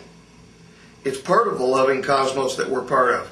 I think that's probably one of the factors, not all, but one of the factors for the rise of these beautiful children, the indigo children. And I'm all for it. So we want to leave the stargates, the natural stargates. They are leaving those alone. Right. We want to keep our hands up from nature. Pull our hands away. Get it away from the fruit of the tree of life, so to speak. Get it away and just let nature happen during this time. That will be a good thing. However, we also have people who oppose that because they want what they want. Okay, so tell us about okay, well, the Men in Black phenomenon. the Men in Black, yeah. Part of it is a psychological operations unit within Majestic. And they operate to scare people away from things that they've seen that they don't want them, further bringing information out in the population of the so-called giggle factor. Anything above that, they attempt or have attempted, I don't even know that they're still in operation, to suppress. Then you have the real McCoy. The real McCoy is not human. The real McCoy is in fact a P-45J rod. They are using, through the use of some sort of sinuous biomechanical technology, the skin of a dead human. Wow. It is a dead human. These are the ones that walk up to you and they look like they're shuffling, like they've just filled their drawers.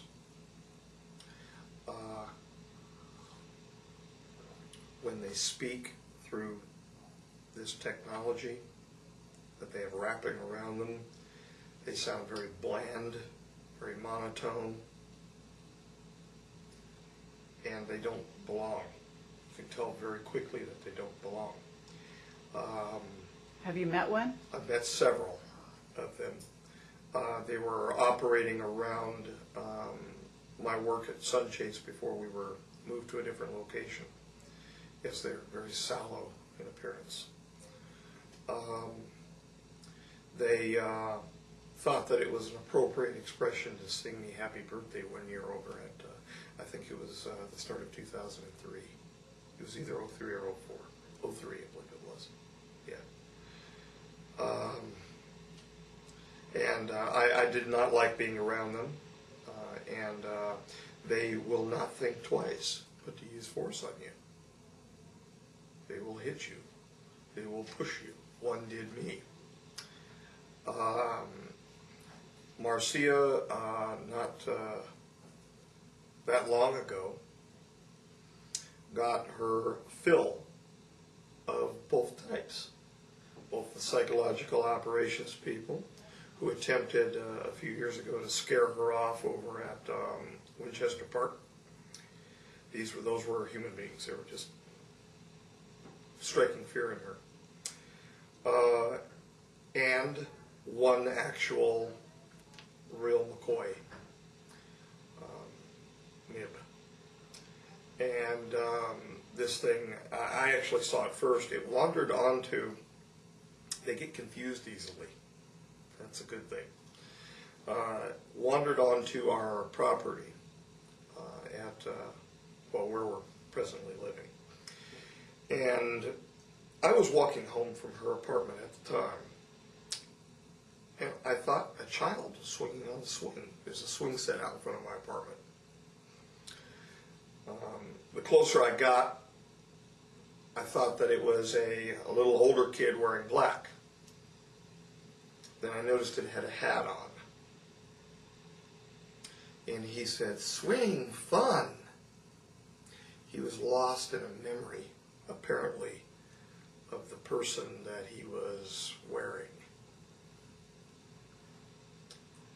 And I looked at him and got very afraid inside because they carry weapons. They can be killed with weapons too. He was not supposed to be on our property. Our security did not do its real job. We're not worried about the two-legged real humans that just walk around. It's these things. So he was the size of a child? Is that what you're saying? No, I thought it was a child on the swing set as I was walking up. It was past dusk. It was dark out there. So he And was a normal size He was a normal size. man, Yep. full-grown person. Yep. Yeah, he was wearing all black and a black preacher's type hat, round brimmed. How do you get rid of him? Well, how do you get rid of Yeah. him? Well, it would be very good if a person could actually.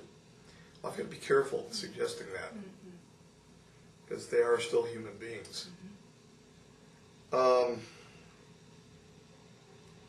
They took him into security. Ultimately, took him into custody. Just want to be careful, liability-wise, of making a suggestion on how to get rid of one of them. But People could miscue, and, Right. and we wouldn't want to have a problem. no, say, well, Dr. Burisch said do this or that. There shouldn't be that many walking around to worry about. But and it wasn't even sent there to deal with me. It was sent there to deal with her. And it found itself apparently lost in a memory in the swing set. And I said, good, swing to it. And inside I'm going, oh, shit. Walked in, keyed the door to my apartment, pressed the emergency button for security, hoping then that they were going to respond. Went in and told my mother-in-law what was going on. She looked out of the window and said, yep. She's been in the Majestic family all of her life. She said, yeah. Then the oldest got up, looked out the window and said, that's what one looks like. It was her first experience seeing one. I said, yeah. And I said, Doris, go over here. And I unlocked something and I pulled something out for her. And I said, while I leave here, because I'm going to do the hurt bird routine, lead it away. Because, I mean, there was 3 kids in there. I said, I don't know what its intention is. It may have a lethal intention here, and it's just presently lost. As soon as it gets done swinging, it may pull a weapon out. I said, so if it comes near here, defend yourself and defend the kids. Meanwhile, I'm going to grab something else. Yes, I grabbed a weapon, and I'm going to try to lead it away. By the time I had the second weapon out and was armed, it was walking off already toward her apartment's direction. So I said, okay, well, I still have to get it in case it turns around, because if it knows where I went into the apartment, I have to lead it away because there are kids in here. There's little girls in here. And so I walked toward it, past it, walked clear by it, and it just continued shuffling ahead slowly up the sidewalk, gradually toward her apartment. Got over to her apartment. I said, where in the hell is security? So we were pushing buttons over there. Nobody's responding. Got on the radio. Nobody responds. I said, you have a MIB walking toward your apartment right now. She said, a MIB? I said, an ET. I said, they are dangerous, as you're well aware, but it's her first experience with something like this. I said, come here, look. It can't possibly, and I wanted to make sure that it wasn't walking back toward my apartment where the girls were. I said, it can't possibly have reached here by now. I mean, it's walking slowly. And so she came out with me, and she went over by the wall behind a bush, and she didn't see it initially. It was hidden like in the recesses of the light as it was walking up in one of the shadowed areas, because now the lights had kicked on the exterior of the buildings, all of that. And I walked up onto the sidewalk and saw it, and I turned my back on it at that point. They don't run. So I turned my back on it and I said, you may want to be going that way to Marcy. And she said, because she's not the faint of heart female, she said, why? And then she saw it over my shoulder and laid her first eyes on an ET. and her eyes got about that big, which is the normal reaction, and she walked. Give you some credit.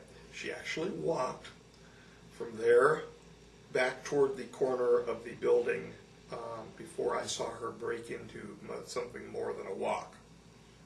She walked away from it. By then, I'm still standing there, and this thing walked by me. Now, I'm wondering why it's here. And I said, "Hi." And it turned this close to me and said, "Hello." And then just continued to walk. Walked right past me like I wasn't even there. Toward her. I thought, well, okay. It has an assignment. We don't know what the assignment is because it will not give up its intention behaviorally before it carries out its assignment. And I wasn't sure if it was armed or what, so I walked by it again. This is how slow it is shuffling. It walks like it's got poop in its pants. I mean, that's how you can. I mean, they are clearly not comfortable in the skin. I walked by it again. Now I have made certain adjustments to the firearm I had on me because I was figuring that whatever was going to happen, it was going to happen fairly soon. And if it pulled a weapon out, I was going to do what I learned in the police department and do it well for parole probation. Got back to her, got all the way into her apartment, locked the door. I then said, "You go get your gun. If it pulls a weapon out, you've been a former cop too, do what you do, and do it well." By that time, we were both shaking, figuring, it was going to turn into something very bad. It sat down on the stairway outside of her apartment, and it had a bag with it. It was a black bag of some sort, and I didn't know what was in it. It could have been anything. And it just sat there. And then it got up, and it walked past her apartment. And now I'm looking at her like, what the hell is this? Still no security. Finally, after it had made its way all the way to the basketball court area, and stood there and looked around, still confused. Security came up with its weapons drawn and took it into custody. Put it in one of the vans, and off it went. They cuffed it, like a human being would be cuffed, and they took it. She got a couple photographs off. We actually, because it walked down toward the court, I was looking through the window and said, well, there's no way it could hit us from here, even if it does have a gun on it or whatever. She stepped out onto her porch and she took a couple photographs. It was a disposable. I found a disposable camera. It was up on the bookshelf near the door, and I just disposable. grabbed it, and that's all I had. She took a couple photographs of it, and we have since made those public on the Eagles Disobey forum. Those are real. It's the real McCoy. The best I could do, the enhancements that show one after another with it, bringing it out from the background. Those are the best enhancements I could do because the original photographs that we put up there too, you saw, it was just basically jet black. There was no carrying of the flash, and it was not set for night speed or anything like that. It was an indoor-outdoor type daytime camera, a disposable camera, but it was all that was available. Now, security took photographs and all of that, but they don't share them. Right. At the same time, I was doing my weekly reports, and I detailed it in my weekly report, and I allowed that weekly report to be made available too, where I said, the MIB was taken into custody and no one was injured. But he just walked onto her property. Assignment, still to this day, unknown.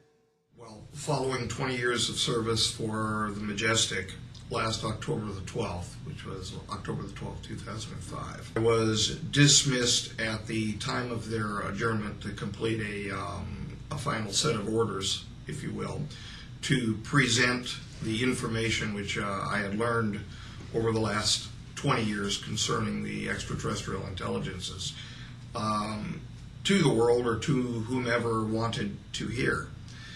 For the last year's time, we have been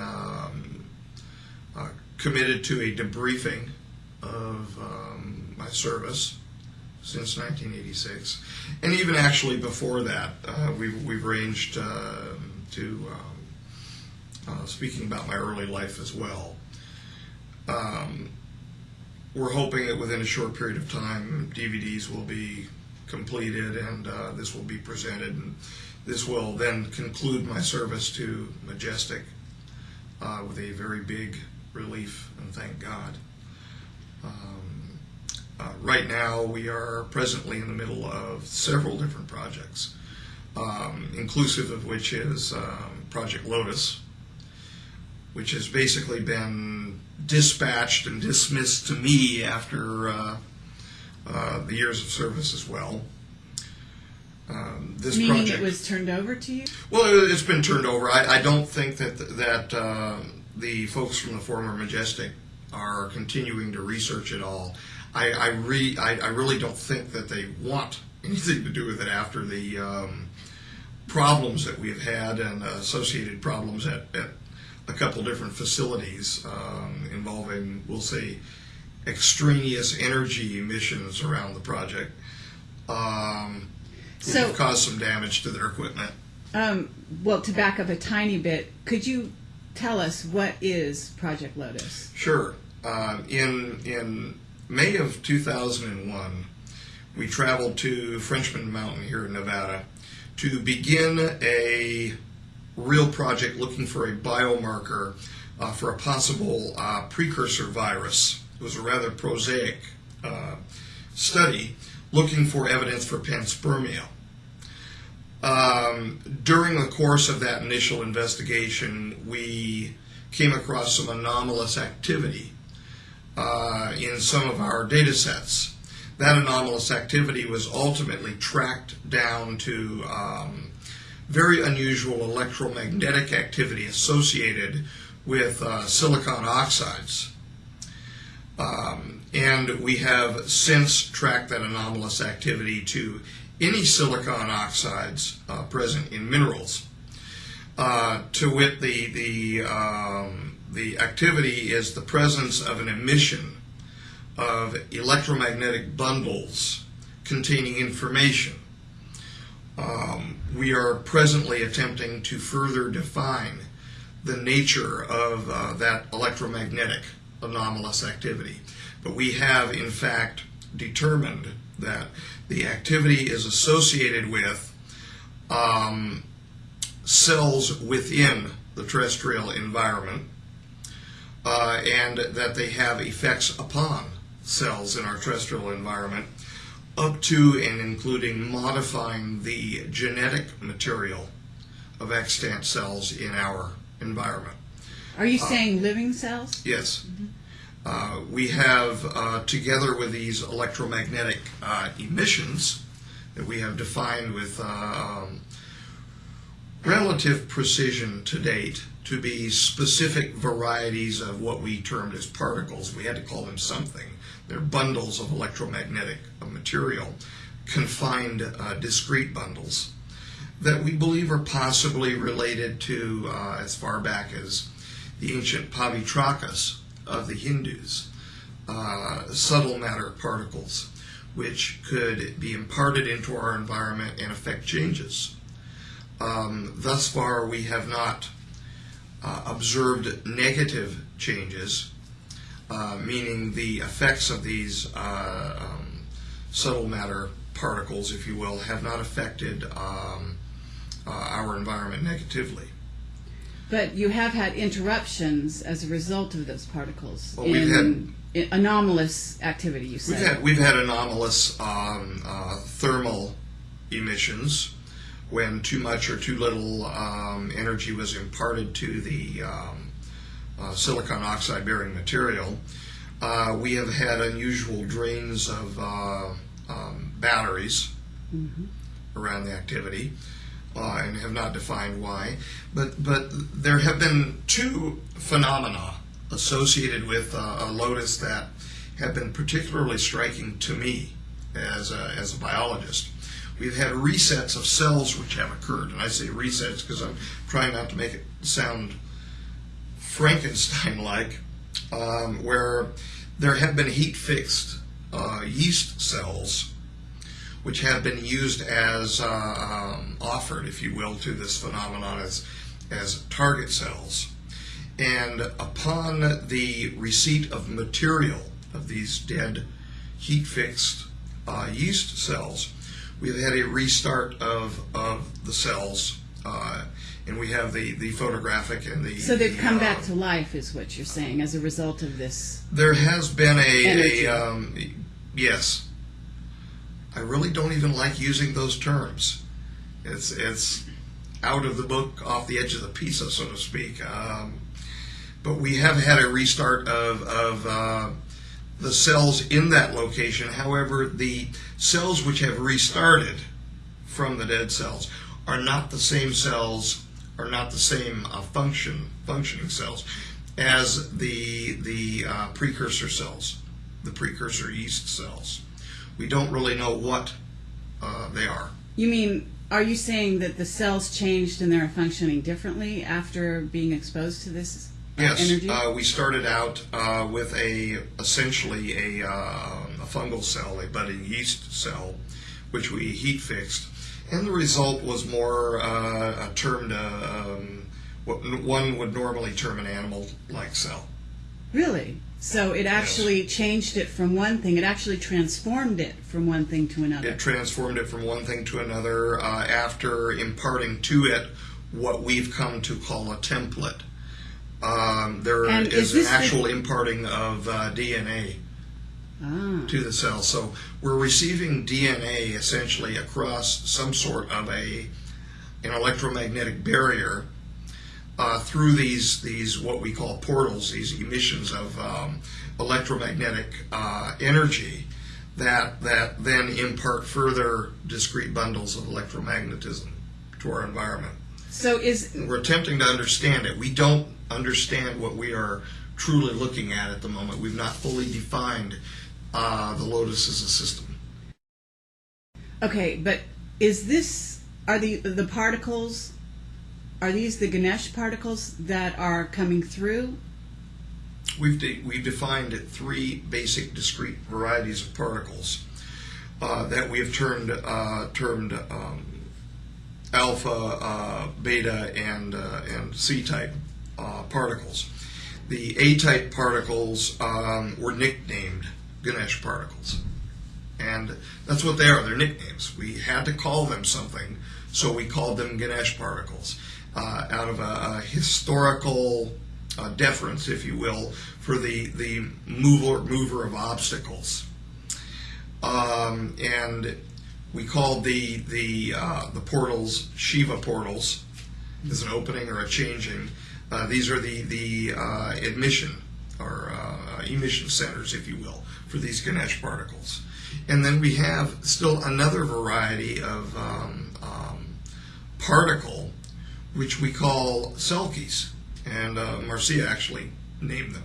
These are C-type particles, and they basically act as almost like crossing guards, which line the periphery of an electromagnetic stream that leaves these portals, and basically act as guards or guideways surrounding the Ganesh particles, giving them a pathway to a target. Now the real question, I think, is how is the decision being made for a target? And we've identified on these Selkies what appear to be acoustic antennae. And I say appear to be acoustic antennae because changes of input into this system, acoustic changes, affect the behavior of these Selkie particles. Sound, in other words, Yes. Sound is affecting the Selkie particles, causing them to redirect the energy towards a target or away from a target? Causing them to redirect their positions which confine an electromagnetic stream or a river, if you will, being emitted from these portals. And we've wondered what the portals are. They might be micro wormholes. Okay. We don't know right now. And these are nano-sized portals? Is that no, what these are microscopic sized.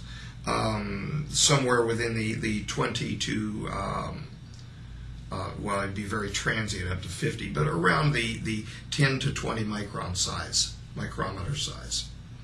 And so they're observable quite readily under a compound microscope if the conditions are held constant and if they are treated delicately. They're extremely transient phenomena. In other words, you don't have a control over them. No. And in fact, we don't do any direct propagations anymore. The last direct propagation was done last November, and we received for the second time an anomalous growth of cells in the medium surrounding the crystal that we were using. We were using a quartz crystal because of the silicon oxide nature of the quartz crystal. And we received an anomalous growth of cells of unknown origin around the crystal. So we do not know where these cells were from. We've had that happen now twice, and we've determined that we're getting a little too good, if you will, at the science of propagating these portals, and we're possibly receiving a negative consequence as a result. In other words, those could actually be an alien life form. Indeed. Okay. Indeed, they could. Very interesting. They could be extraterrestrial. Cells. They're microscopic, cells, right? So. Right. We've received a mix of very unusual cells, which I was not able to cytologically type, and also cells which appeared nearly prosaic to our ocean here. Microscopic one-celled organisms, haptophytes. But they came out of nowhere. The material that we had provided to the experiment prohibited a cross-contamination, the ability for this to have been a cross-contamination. So they came from somewhere. Now, also, what we've done is a repeat of a very famous experiment called the Spallanzani experiment with beef broth, but we put a tweak on it, if you will. In the Spallanzani experiments were experiments designed to either prove or disprove the idea of spontaneous generation. And so the question is then begged, are we exhibiting spontaneous generation here? And I think that we have zero evidence that this is spontaneous generation. And allow me to explain why. The Spallanzani experiment that we repeated, we did it exactly the way the famous experiment was originally done, with beef broth that had been boiled, but we actually had it autoclaved, so that we had pressure and heat both acting on it, getting rid of all the spore formers, everything that could have been present in there as a living organism. We left some open, some closed, and then we did a closed and an open experiment where we applied electricity and a silicon oxide bearing crystal to it. And in the case where we had the closed study done, we received the growth of cells in that closed study, which appeared to me to be neural cells and organized neural cells, to the point where we could actually tell morphologically that there was an ABAB pattern which was developing. I wouldn't say that I was in a panic, but Marcia is nodding her head rapidly off the camera. I was in a near panic to cease the study then and there so that we weren't accidentally producing something with sentience. Wow. Not my right. That would have been an abomination of some variety. I don't practice the tools of science devoid of moral considerations. Some nowadays, I think, have no problem, no compunction against that. I do. So the study was ceased immediately, and the cells were photographed. Yes, we have the photographs of them, but the study was ceased, and it was killed immediately.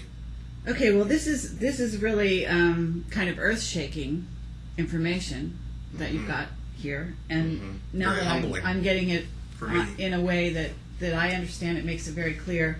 Wow. But Thank you, Dan. That was quite enlightening.